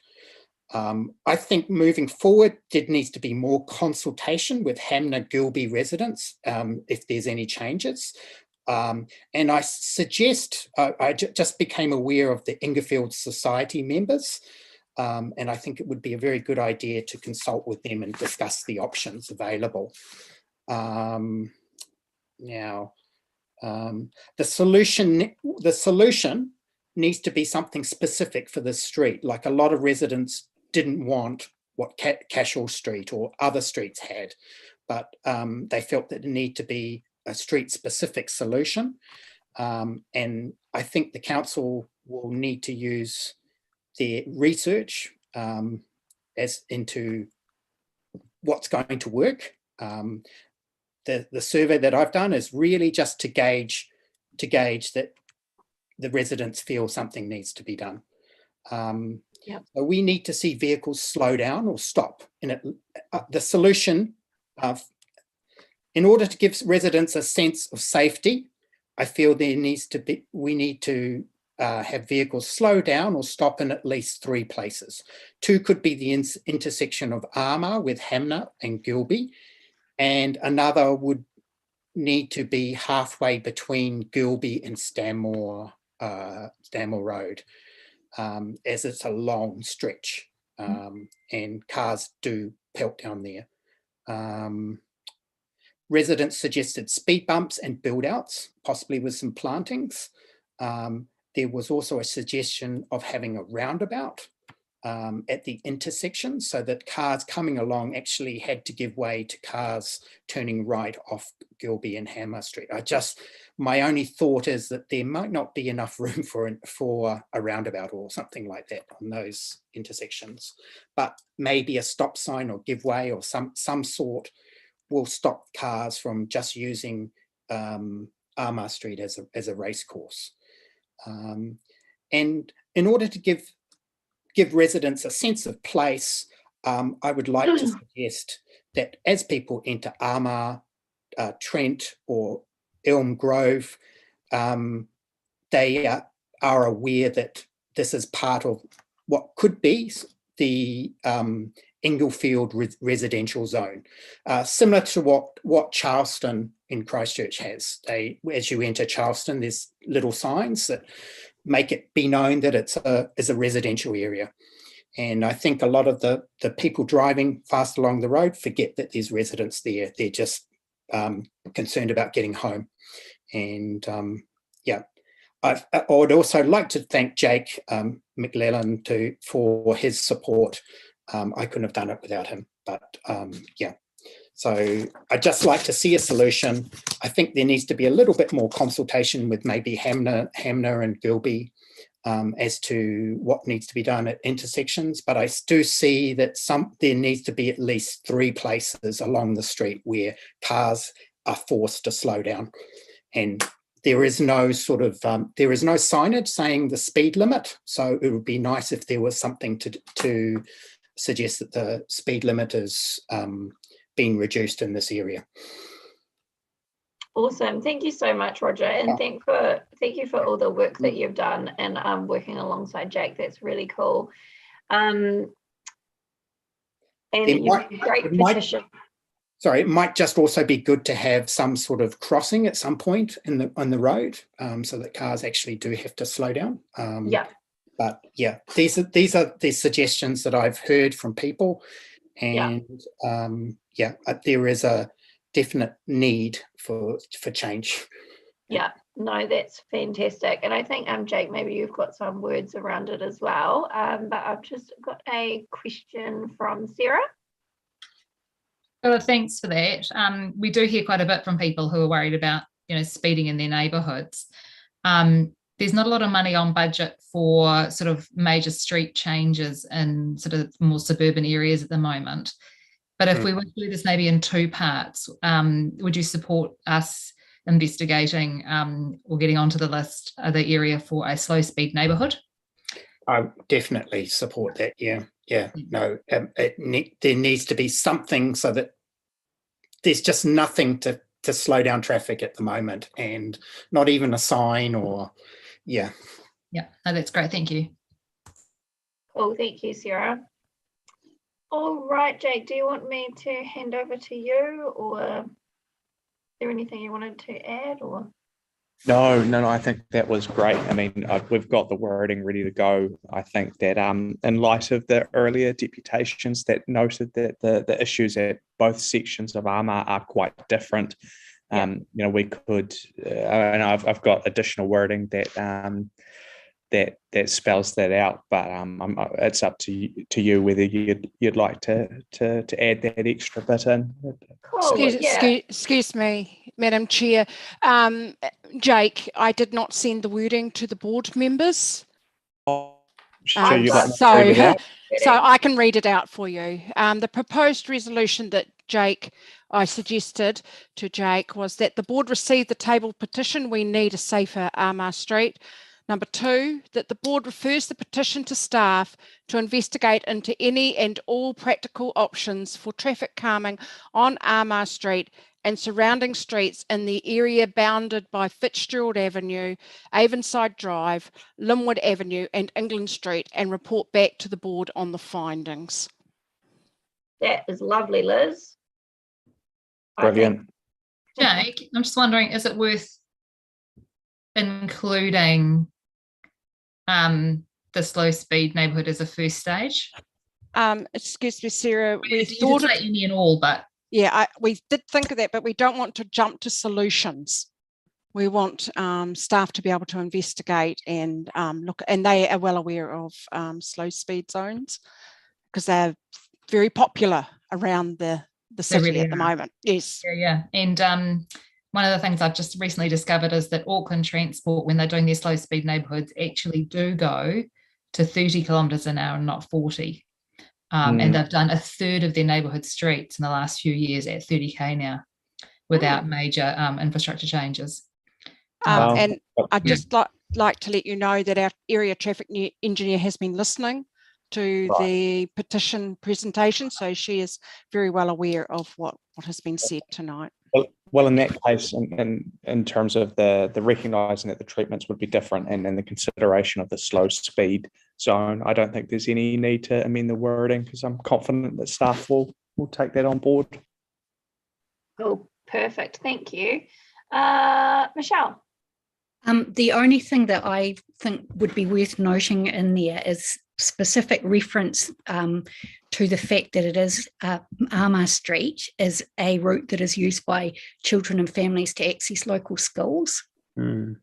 I'd quite like to see that, and just to draw the attention. Yeah. Michelle, as you know, we are doing more detailed minutes while we're under the pandemic notice, and that will be in the board's comment.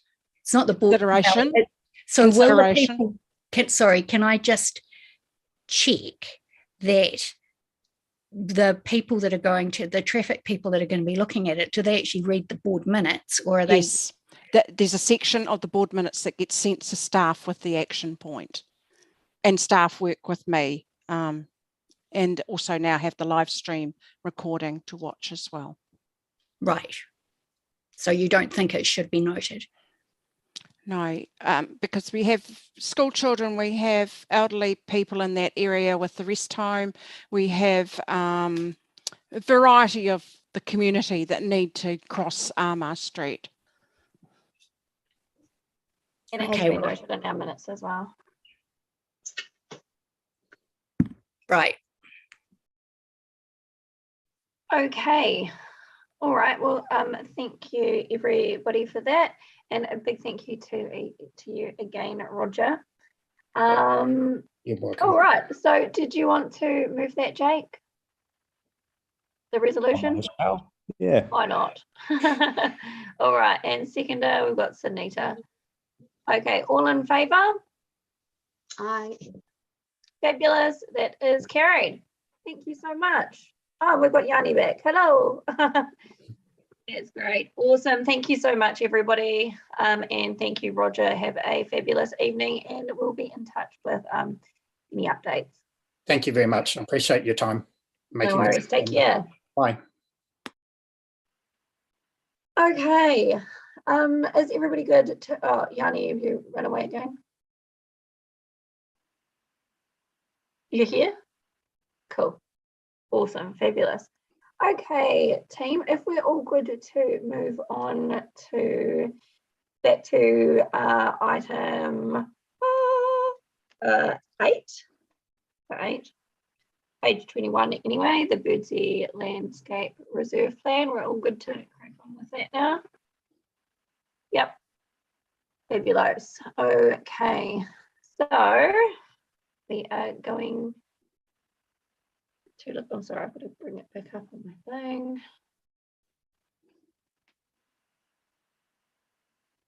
Okay. All right. Did I have a mover first, or Sarah, did you want to say something first? I was actually going to move that we approve stage 1 and investigate, continue to investigate a site for a dog park and the installation of dog agility equipment in another park or reserve. Okay, thank you for that. And Tim, is that a second, Tim? Thank you so much. Did we have any debate around this? Yes. Yes. Go, Sarah. Thought someone else might first. Yeah. So this is a really tough one because people have been asking for a dog park in the area in the general area, so the southeast and Banks Peninsula, for a really long time. And while staff were clear that, there were some people who didn't want the dog park there but could acknowledge that people wanted one in the area, when you read the submissions and you look at those people who did want the dog park, it wasn't necessarily about Birdsea Reserve being the right place, but they just wanted one. And it could be somewhere else nearby, it could be in another suburb. But the reality is that there was already a lot of community activity in this space, and the conservation, the ecological restoration work that's been going on here for many years and has been reboosted in the last couple of years with both wider community as well as the school children, I think needs to take priority. It's an existing activity that's working on an area that is a priority for council in that biodiversity space, and we have declared a biodiversity emergency as well as the climate one. It's also really evident that not approving the dog park part of this doesn't mean that people won't be able to walk their dogs in the area. People can still walk their dogs in the area and off lead, and there are, as long as you've got your dog under effective control, it can go out and it can interact with other dogs, all of those kind of things in other areas. But I think this one needs to be kept separate. I think the cool thing about this plan is that stage 1 is amazing, and the food forest area and all of those things have grown post-quake, and it's really brought this sense of community and this connection that is growing strong in the area. And it's interesting that while that has taken off, the old community garden hasn't shifted it. It's just it's got a bit smaller, but it's actually got new life as well. I think that I'd like staff to keep looking for a site. I think we can put some dog agility equipment in somewhere in the meantime. And like Yanni mentioned earlier, I've got some real concerns over transport. It's such a busy area and cars really go quickly. There's very little pedestrian access. The schools there, the cricket club, the community library, all of that, bridle path use on the weekends. And I think it's just too much in one area. Thanks. Thanks, Sarah. Tim. You're on mute. Yeah. You're off mute. Yeah, sorry about that. No worries. Yeah, I've spent a bit of time recently through this area, walking tracks above it, and looking at the network of tracks in Heathcote. And I've been increasingly uncomfortable about a dog park there. It has some merit in that it is out of sight and etc. And it is at the moment that particular part's undeveloped, but I've been increasingly seeing the opportunities that there are to link this park with other tracks that go up and even over the hill to Littleton, etc. And they're getting used more and more. I'm also quite moved by the presentations from people within the Heathcote community who are very well versed in what's happening and doing an enormous amount of work in the valleys and waterways there. So I would feel comfortable with certainly the restoration plan and the planting plan moving ahead, but more effort being put into trying to identify another place for a dog park, while at the same time, of course, one of my passions is the fact that the estuary is now part of the East Asia Australasia International Flyway, so we've got to be pretty careful about that as well. It is a sticky one. We don't know the answer yet, but I think we need to look some more. Thank you, Tim. Daryl. Thanks, Alex. I'm with Sarah and Tim on this one because right at the beginning, when we visited the reserve, quite clearly I articulated that I had some concerns about parking and access, and that I felt that the community centre over the road was by default was going to become a car park for the dog park. Everything has pretty much been said in terms of the volume of traffic and access. I think the council have done tremendous work around this dog park, but I still feel extremely uncomfortable for the reasons that have been outlined. My concern is that to a greater extent we're kicking the can down the road without any practical solutions. I don't think a solution that is proposed and simply moving dog play equipment to somewhere else resolves the burning issue that we have for a need for a dog park in the area. And I'll be the first to admit I'm not 100% sure how we resolve that problem. Thank you. Awesome. Thank you, Daryl. Liz. Hello. Good evening, board members. Sarah, could I please ask for clarification that you wish to approve the landscape plan for Birdsea Reserve? I am presuming without the dog park. No, I said stage 1. Sorry, I didn't hear that bit. Yeah. Yeah. Now, I didn't know whether we needed a separate resolution on the continued planting. No, you don't. No, you don't need a separate resolution. You'll have, there won't be, if we keep number 1, we'll say without the dog park. Yeah. Because I'm concerned if you approve the landscape plan without just, the words with excluding the dog park, somewhere down the line in 20 years' time, someone will pick it up and find it. And then number 2 could be you just completely scrap number 2, A, B, and and you keep 2A because you want to implement, and then take out B because that's referring to the dog park, and you'll keep C. But you could replace B with your you asked staff to, sorry, I have to go back because I was quickly writing about investigating a further dog park or something, wasn't it? I'll have to go back on the recording. Is stage 1 with the revegetation area specific? Did we need a separate resolution to let it extend through the whole reserve, or do we, or will it just be caught up in? Madam Chair, can we ask Sarah to reply to that, please? It's not my area. Sorry, it wasn't. Hannah. I should have asked before I moved it. Do we have our staff? If Sarah Blows could reply, please. Sarah? Oh, Hello. there you go. Hello. Sorry, it took me a little while to figure out how to do that. Hannah's had to pop off. But in response to the question, I think we just approved the plan with a comment saying planting will be extended into these areas. Yeah, because it just says in 5.4, it says stage 1 enables community groups to continue revegetation and food forest planting if it's on site. Yeah, that's general enough to include all of it. That's in 5.4. So I think that if we just make sure that that's a note in the words, Perfect. Thank you, and thanks, Liz. Okay, so Yanni?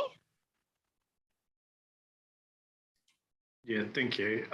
I mean, I'm happy to listen to the local elected members on this one.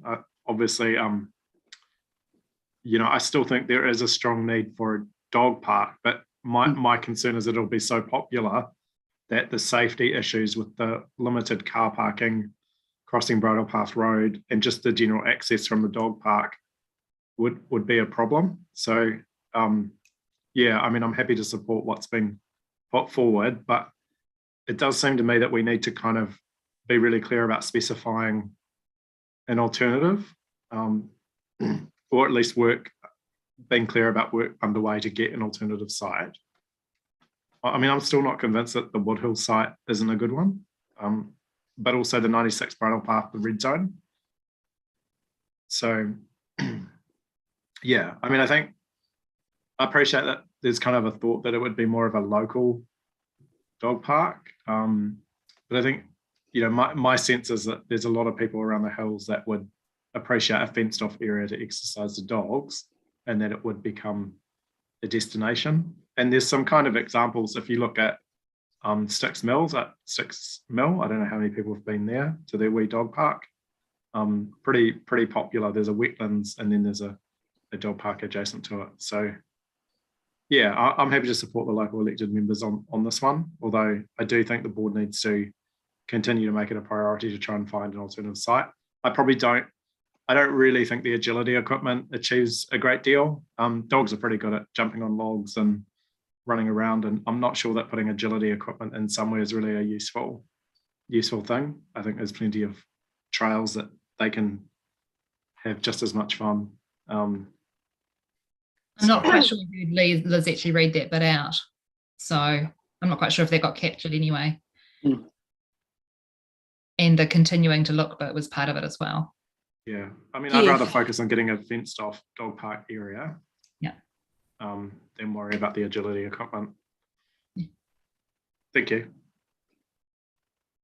Cool, thanks, Yanni. Oh, sorry, just to thank the submitters as well. I too was really moved by the submissions that people made on both sides, but appreciate the work and the detail that went in, and also just to acknowledge the staff.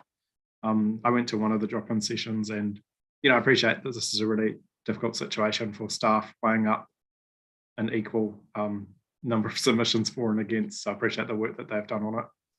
Yeah, absolutely. Thank you. Thanks, Yanni. Yeah, and just echo. Oh, sorry. I was saying, could we just check with Liz that because it's so hard without a screen in front of us, that the bit around continuing to look was captured. Yeah, if you could just maybe read out the words, Liz, that would be great. Unfortunately, board members, I haven't got all the words, and I will be relying to go back on the live streaming. I've got in my notes that we're going to approve the landscape plan for Birdsea Reserve without a dog park, and that we're going to note paragraph 5.4 about stage 1, and we'll have C there, and that we're going to look at another alternative site for a dog park in the southwest, I think we said. Southeast. Yeah, yes. So okay. That's good. That captures, I think, what we actually want as a board. Yeah. Well, as those of us have spoken so far. Cool. That is great. Thank you, Liz. Yeah, look, I echo the words that colleagues have said this evening. I think we do really need to look for an option for a dog park in and around that area. But I think with the submissions, reading through them, it became quite evident that Birdsea Reserve is just not the place for that. So I am happy to support the motion today. Was there anyone else that wanted to say anything? No? All right. Well, we have a mover for the motion. We have Sarah as our mover, and our seconder is Tim. Oh, sorry, Tim already said Daryl. All right, all in favour? Are you in favour, Jake? Yay. Cool, awesome, that is carried. Thank you so much, everyone, and massive thank you to staff for the work that you've put in, and we look forward to seeing some progress in the area. So thank you so much, and thank you, Amelia, you're still online, so thank you for sticking around with us, and thank you for presenting tonight. Really appreciate your time. Okay, we have you got everything, Liz? Like, are you happy for us to move on? Yes, thank you, Madam Chair. Although we have been going for 2 hours, just about. Will we have a break soon? Do we want a 5-minute break now, just before we go into the last part? We don't have a lot left, but who knows? Sometimes we have chats for a while. So if we break now, do we just want 5 minutes? Everyone good with that? So if we come back. Can I just make a comment? Yes. Yeah. We don't stop the live YouTube because we can't start it again. So please turn your cameras and mutes on. Mute. No one needs to hear. Yeah. Anyway, carry on. Okay, we'll see you all just after past. Cheers.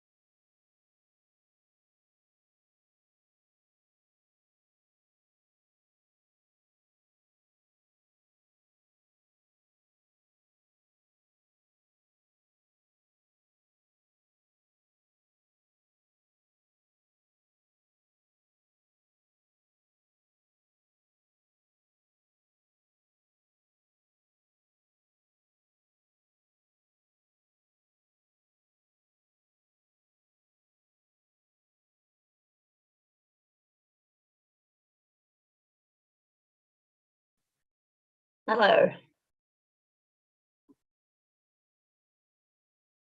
All right. Do we have everybody back? I think Sunita and Yanni might still be away.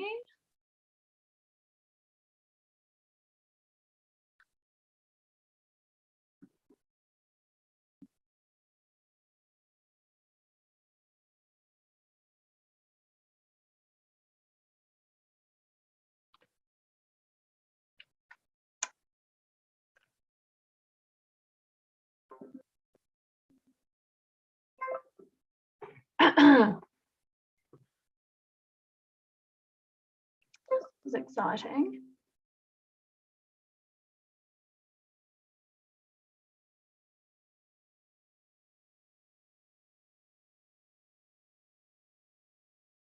Cool, we've got Sunita, still waiting on Yanni. Do we have you, Liz? Are you there? I'm here, Madam Chair. Hello. Okay, well, I'm sure Yanni will join us again soon. Might just be a little tied up. So I think we can move on to page 13 of your agendas, board members. And this is just the meetings of our joint meeting with Spraden Cashmere from the 13th of April. Did I have a mover for those minutes? Sarah and Michelle. Fabulous. All in favour? Fantastic. Thank you, carried.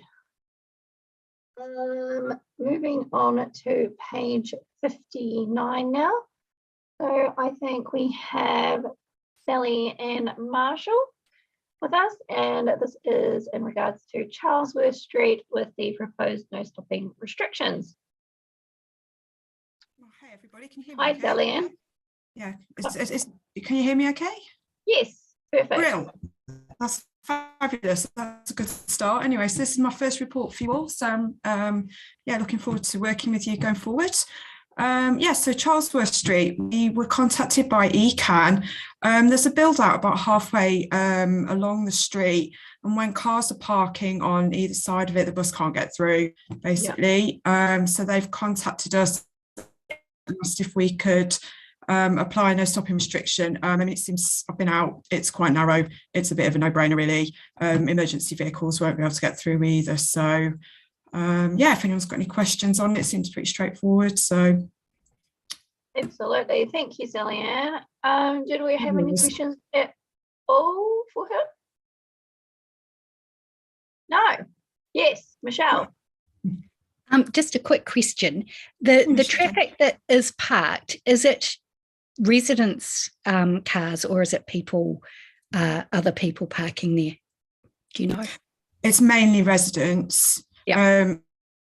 We did consult with all of, well, I think there were 6 houses, and the one person who responded said they thought it was a great idea. Cool. Oh no, no, I'm all for it. Yeah, I just it looks to be just residents. Yeah. Oh. Yeah. Thank you. No problem. Fabulous, thank you. All right. Do I have a mover with the no stopping restrictions? Jackie, thank you. And a seconder. Sarah. Fabulous. All in favour? Thank you. That is carried. Thank you so much, Sally Ann. Lovely to meet you. We'll see you around.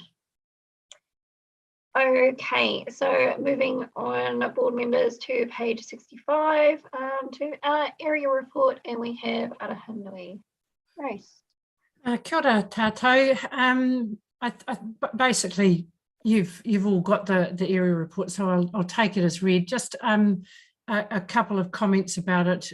Because the area report now goes to council, we don't have a separate report to council. You'll notice that there's a reporting back of things that have happened previously, so that actually that information goes to council. So it's a bit of a repeat of what you already have done, but that way council gets to see the business of the board. I think three significant things have happened over the last month or so. We've been getting staff on board, so there's not been a huge amount of activity while new staff are getting going. Funding applications are coming in, and we're having to kind of get up to speed with getting those assessments done for the Strengthening Communities Fund. But we have now got the last couple of little changes to the Opawaho Lower Heathcote River Plan, and that will come to you on the 15th of June.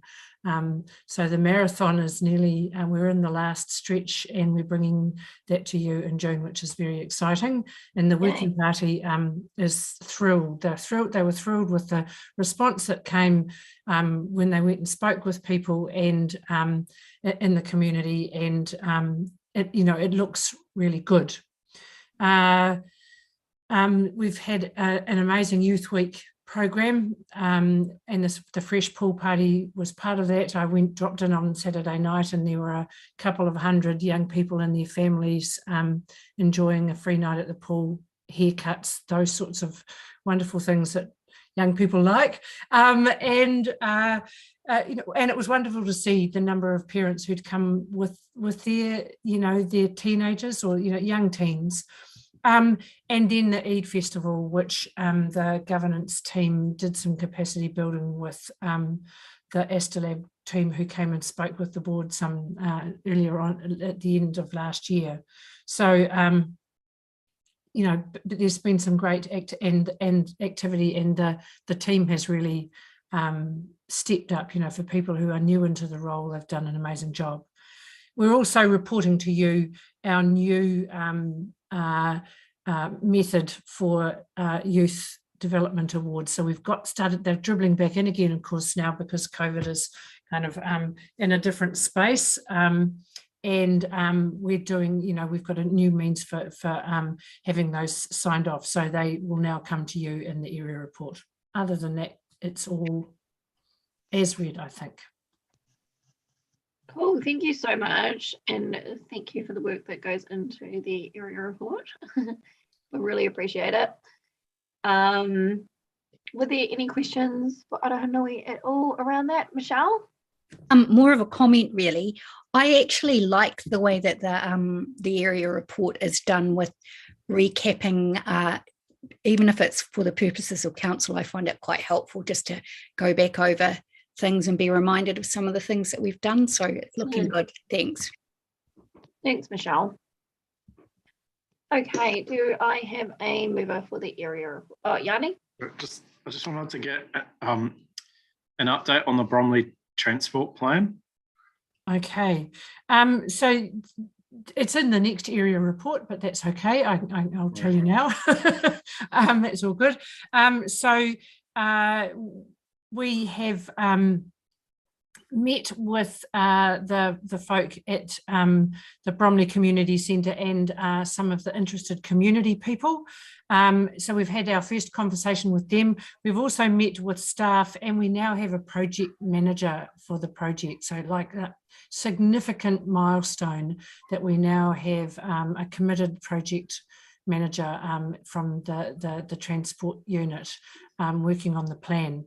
And once the funding round is complete, because the team is new, and so this is there's a lot of learning going on at the moment. It's a steep learning curve. Once the funding round is done, then we'll pull together the community group. We're looking for more people, so we'll advertise through the community centre and do that, and be able to swing, and then we'll send out a general communication to the rest of the community about where we go to next.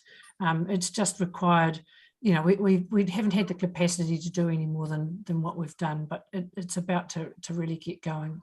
And the community members who have been involved to date are really excited about the potential for it. Awesome. Okay, so when's the next communication to the people that came to the public meeting? So after the 3rd of June, we are hands, to the pump, doing strengthening communities assessments and preparing the round for the board workshop in June. After the 3rd of June, we'll have a little bit more time and we'll pull everybody together and we'll send out a communication at the same time. So we've actually got something to say, with next steps. The other thing is that we're still waiting for the annual plan to be signed off. We can't actually say we've got the funding until such time as the funding is actually committed by council. So it's a bit of a delicate. I think because there's been quite a move to get more funding for the roads in the east. So it may be that there can be a bit more money as well. I mean, certainly it's a very low quantum, but yeah, okay. It's a show of faith, actually. It isn't a huge amount of money, and it isn't going to be a big project, but it's the show of faith that there is a commitment to there's a project manager. Hopefully there'll be money from council, and then from there we're not going to get anything finished. Okay, we can talk about it next meeting anyway. When we get the information. So thanks for giving us the update. Appreciate that. You're welcome. Thanks, Yanni. Sarah? Just checking in on Dawson Street. So while we've got the memorandum there from the beginning of March, which is basically saying we did the briefing in bits and pieces, and then when it was presented to council, transport staff would be there. I understand that things have moved on, and I can't see in our emails where we've been updated officially. No. I'm just not quite sure how. I'm pretty sure the community have been updated. Yes, the community have been updated, Sarah. I'm pretty sure I sent an email. It's an email, not a memo, of the community member telling us that they have been updated, but we haven't officially as a board been updated. I had the same query as Sarah, and I went back through the emails, and I did find that there was a memo sent out that kind of alluded to it, but it wasn't incredibly clear. And then I've checked with traffic staff and they've confirmed. That was my memory anyway. Yeah, so my understanding is that due to the nature of the street, it will actually be asphalted. Yes, that is correct, Sarah. They've been informed by our maintenance team that it will be asphalted. Yeah, that's great. Yeah, I just wanted to whether we note that somewhere, because it is sometimes gone on now and the processes and bits and pieces. It would be nice to note. I think so, because it closes the loop. I think so. So if we're just able to note that the community have been advised that Dawson Street will be asphalted as part of the resurfacing program. Yeah. In fact, we'll put it in the next area report. That'd be lovely. Thank you. Yeah. We can actually take that to council as well and say thank you. Yeah. Yeah, I think we'll have to be specific as to why, because there's quite a lot of calls for asphalt and there'll be calls of unfairness and stuff like that as well. But it is a very different beast. So. And that's what, our point was. Yeah. Thank you. Thanks, Sarah. Michelle? So just checking, because in that same memo about Dawson Street, there's also mention of Hereford Street. So just checking that one is ticking along. Because if you'll recall, there was a deputation. Yes. It has actually been resealed by the contractor. You'll remember that the contractor, the work had failed and the contractor has resealed. We did advise staff of what the board's wishes were, and I can get a follow-up on that. It would be good, because part of it also, there were concerns about the noise that there had been, and there was... Yeah. That action is still open, Michelle. Right. So look forward to that, because I guess we don't want it resealed and not the noise issue addressed, but it's been resealed already, you're telling us. And I think that there's the resealing with the air patches, and then there was the excess gravel at the side of the road. There was that as well. So there was the three issues. Yeah. So I might, next time I bike down there, stop and take photos and things. I took a photo on England Street today, so between Hereford and Worcester, and there was just it's clearly been resealed, re-chipped and stuff as well, and there's just masses of chip at the side of the road, and it's inches deep in the gutter. So I'll send that in as a CSR, but it's an ongoing issue. Mm-hmm.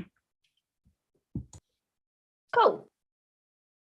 Thank you, everyone. So I can't remember now. Did we move and second the area report?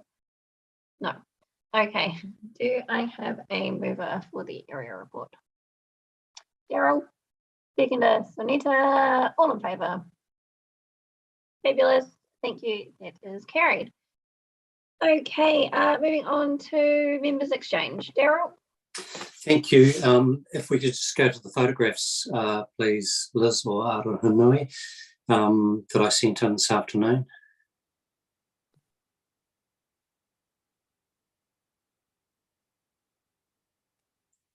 No. Okay. While we're trying to find those. They're coming. It's just my donut of death is going round in circles. Sorry. Yeah. Yesterday, I attended a joint meeting between the maintenance project person for libraries and the Sumner Reckless Historical Society at the Sumner Centre, looking at the proposed sites for the flagpole. There was a clear preference for the flagpole to be situated on the balcony. And there you have the photograph there. The balcony is fairly heavy duty. It's got steel girders supporting it, and where the gentleman is on the right-hand side there, the preference was to locate a flagpole on the inside, running up the side of the wall, going about 2 metres above the height of the building. It could be attached with U-bolts to the outside of the precast concrete panels. If we could go to the next slide, please. Won't be a tick. That's all right, I'll carry on. The other options were to have the flag sit diagonally sticking out from the front of the balcony, but that was quickly dismissed because putting a flag there, 2 reasons: it wasn't suitable because of the prevailing easterly wind in Sumner would mean that the flag would wrap around the flagpole and it would look more like a Kentucky Fried Outlet rather than a place that is commemorating or celebrating community spirit. The third option was for a flagpole on the pavement, but that was quickly ruled out for vandalism reasons. Having a flagpole situated on the balcony meant that it was away from folks that could potentially interfere with it, and by having it extending 2 metres above the height of the building, it would mean that the prevailing wind would carry the easterly very well, and it would fly as opposed to flap against the concrete fabrication. This final slide that we're looking at here, there was some concern as to whether the precast concrete fabrication on the exterior of the building would carry the flagpole, but as you can see, the cantilevered roof there, which is ably supporting that structure, is bolted in, so we could see no reason why a flagpole with U-bolts on it couldn't ably support the flagpole. John Fazell phoned me this morning to talk through the options, hence the memo you've got this afternoon outlining what the preference is, and I would guess that the only reason why we couldn't have the proposed flagpole on the balcony would be for engineering reasons, but we'll wait till we'll get a report on that. Thank you. Cool, thanks for that, Daryl. And yeah, it was good to get that memo.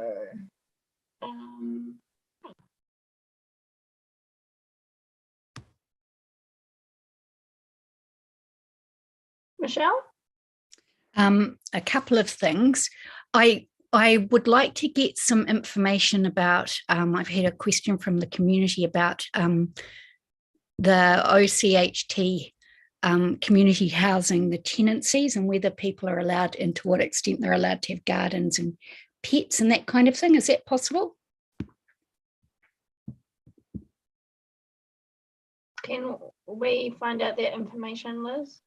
Yes, we could ask for a briefing Yeah, from OCHT. We haven't seen them for a wee while. We haven't. No. So we did get the results from the recent EV facilities that they have. But we could ask for the it might just be good a for briefing. And Yeah, if board members could forward me some questions, well, that'd be great. Thank you. Awesome. Thank you, Liz. And the second thing is, in terms of, I've been talking with, and I suspect Yanni's got something to add here too, but in terms of the Bromley stench, the question is around the timing for when people are going to get flyers in their letterboxes, because there's a real sense that, and I know that that was acknowledged in the meeting on Friday, but I'm just would like to get some information about the timing of when people are going to be getting information about in their letterbox about the plans going forward to address the problem. Yeah, so they did say at the meeting as well that there would be weekly updates, I think. So I would assume that there are weekly updates on the website, or quite regular, but the problem is not they were talking about flyers. Yeah, it's because not everybody uses the internet, so it just there's a bit of a. They were talking about flyers. Flyers, yep. Flyers delivered, yep. I understand earlier this week there's been a mailbox drop. Oh, fabulous! But we will get information on the fly. Well, we'll get information on the flyers and what the plans are around that kind of communication, bearing in mind that there are a significant group of residents, particularly in that area, that don't have or use the internet. So it is important to hard copy stuff. Thank you. Thanks, Michelle. Yanni. Yeah, I just feel like the board's not really being kept informed on this issue. Like, it was pretty embarrassing tonight to have members of the community know more about what's happening by council than we do. And I mean, it's not to say that they shouldn't know. It's just that, you know, if decisions are being made to postpone or relocate or council community workshops, I would have thought the community board should be informed. Yeah, but we've got a joint meeting coming up with Coastal Burwood, but then that's not even until the end of the month. Like, I think it's a bit ridiculous. Yeah, and also like the support option that's going to council next week, well, maybe the board has a view on that. Maybe the board should be considering its response to it to see whether it's comfortable with it, whether it's got suggestions to improve it. I've sent you all the email that I sent on the 24th of March, which basically are all the things that the community raised on Friday, pretty much. And, you know, it just, everything's taking so long to get any progress. But I would have thought our board, given our community role, should be actively involved in discussions with council management over what the appropriate response is. Like, you know, that people are making deputations to us, people I'm sure are contacting us on social media, and yet we basically have very little information. Yeah, I learn more from the community groups than I do from council. Yeah, me too, as local councillor, and you as local community board member. So that's why I thought maybe the board would like to write to the chief executive, or maybe we just need to make an action point around it. Yeah. Cool. The other thing, I just had a separate issue. Sorry, Yanni, just before we go on to the next issue. Board members, instead of writing to the CE, may I suggest that the chairperson actually meets with the mayor and the CE about the communication issues that the board are having about the matter? Well, I think it's like from my perspective, actually, it's not just that issue as well. Like obviously this is a very important issue for our board as a whole because it affects all wards as well, not just Bromley. But I think we're having issues with communication from council with a lot of different things, and I just don't feel like we're getting information back. So actually I think that is a really good idea, Liz, and yeah, I would be happy to have a chat with them on the board's behalf if you are all happy for me to do that. Sorry. Deputy chair and chair might be good. Yeah, that's what I was just going to say. Another option potentially is to invite the CE to come to the board, speak to the board. Yeah. Yeah, we could do that.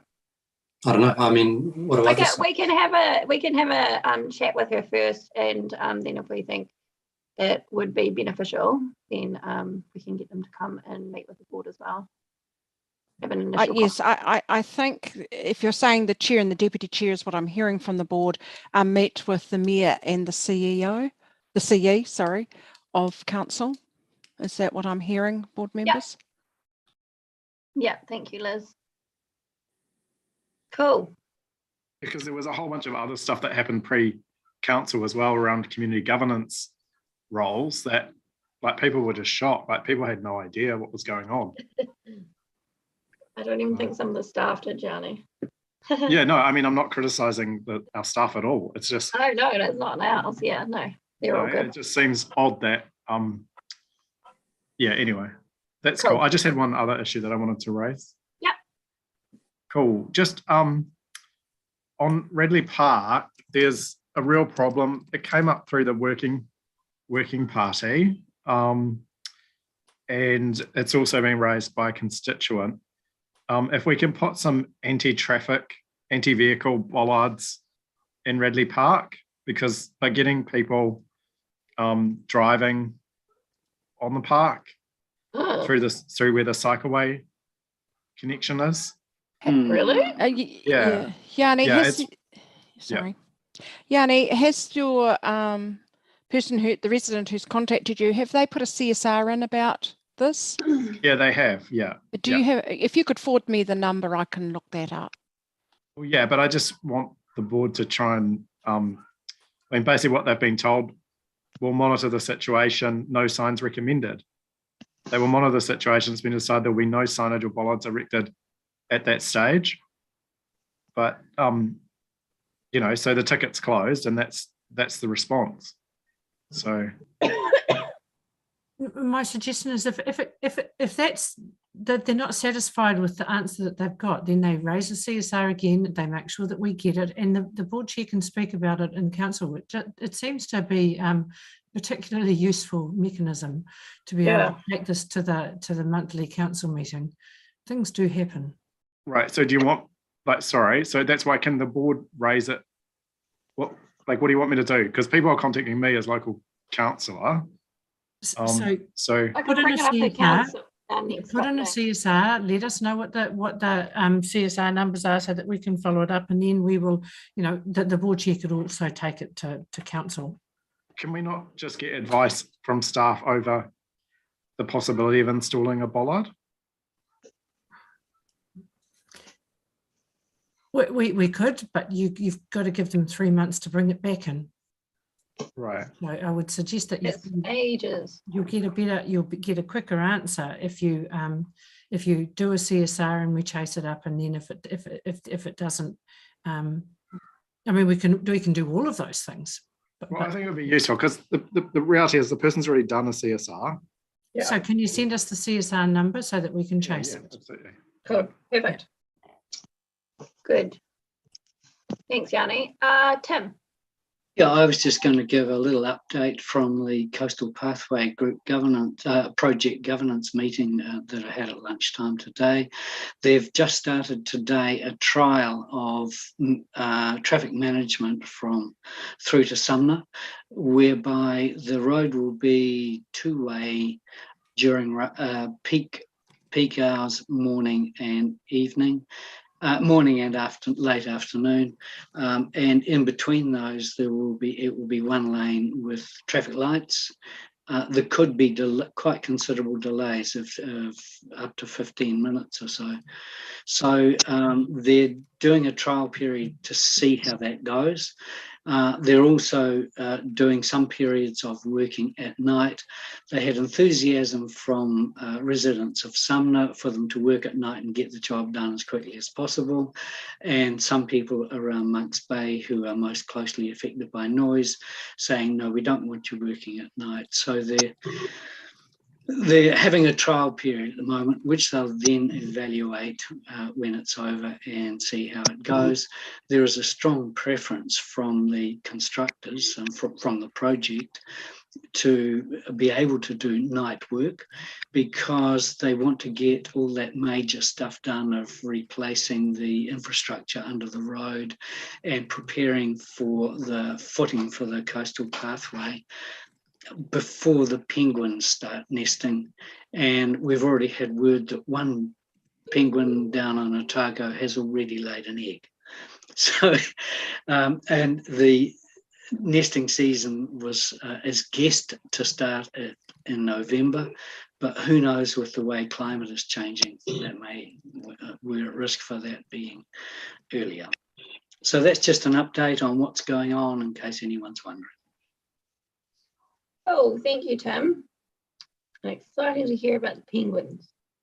Love that. Oh, and I also saw today some of the artwork which is going to be put into the concrete depicting species that live around there, and with various things they're talking about, reflecting the history of the area that has been approved by Ngāi Tahu. Awesome.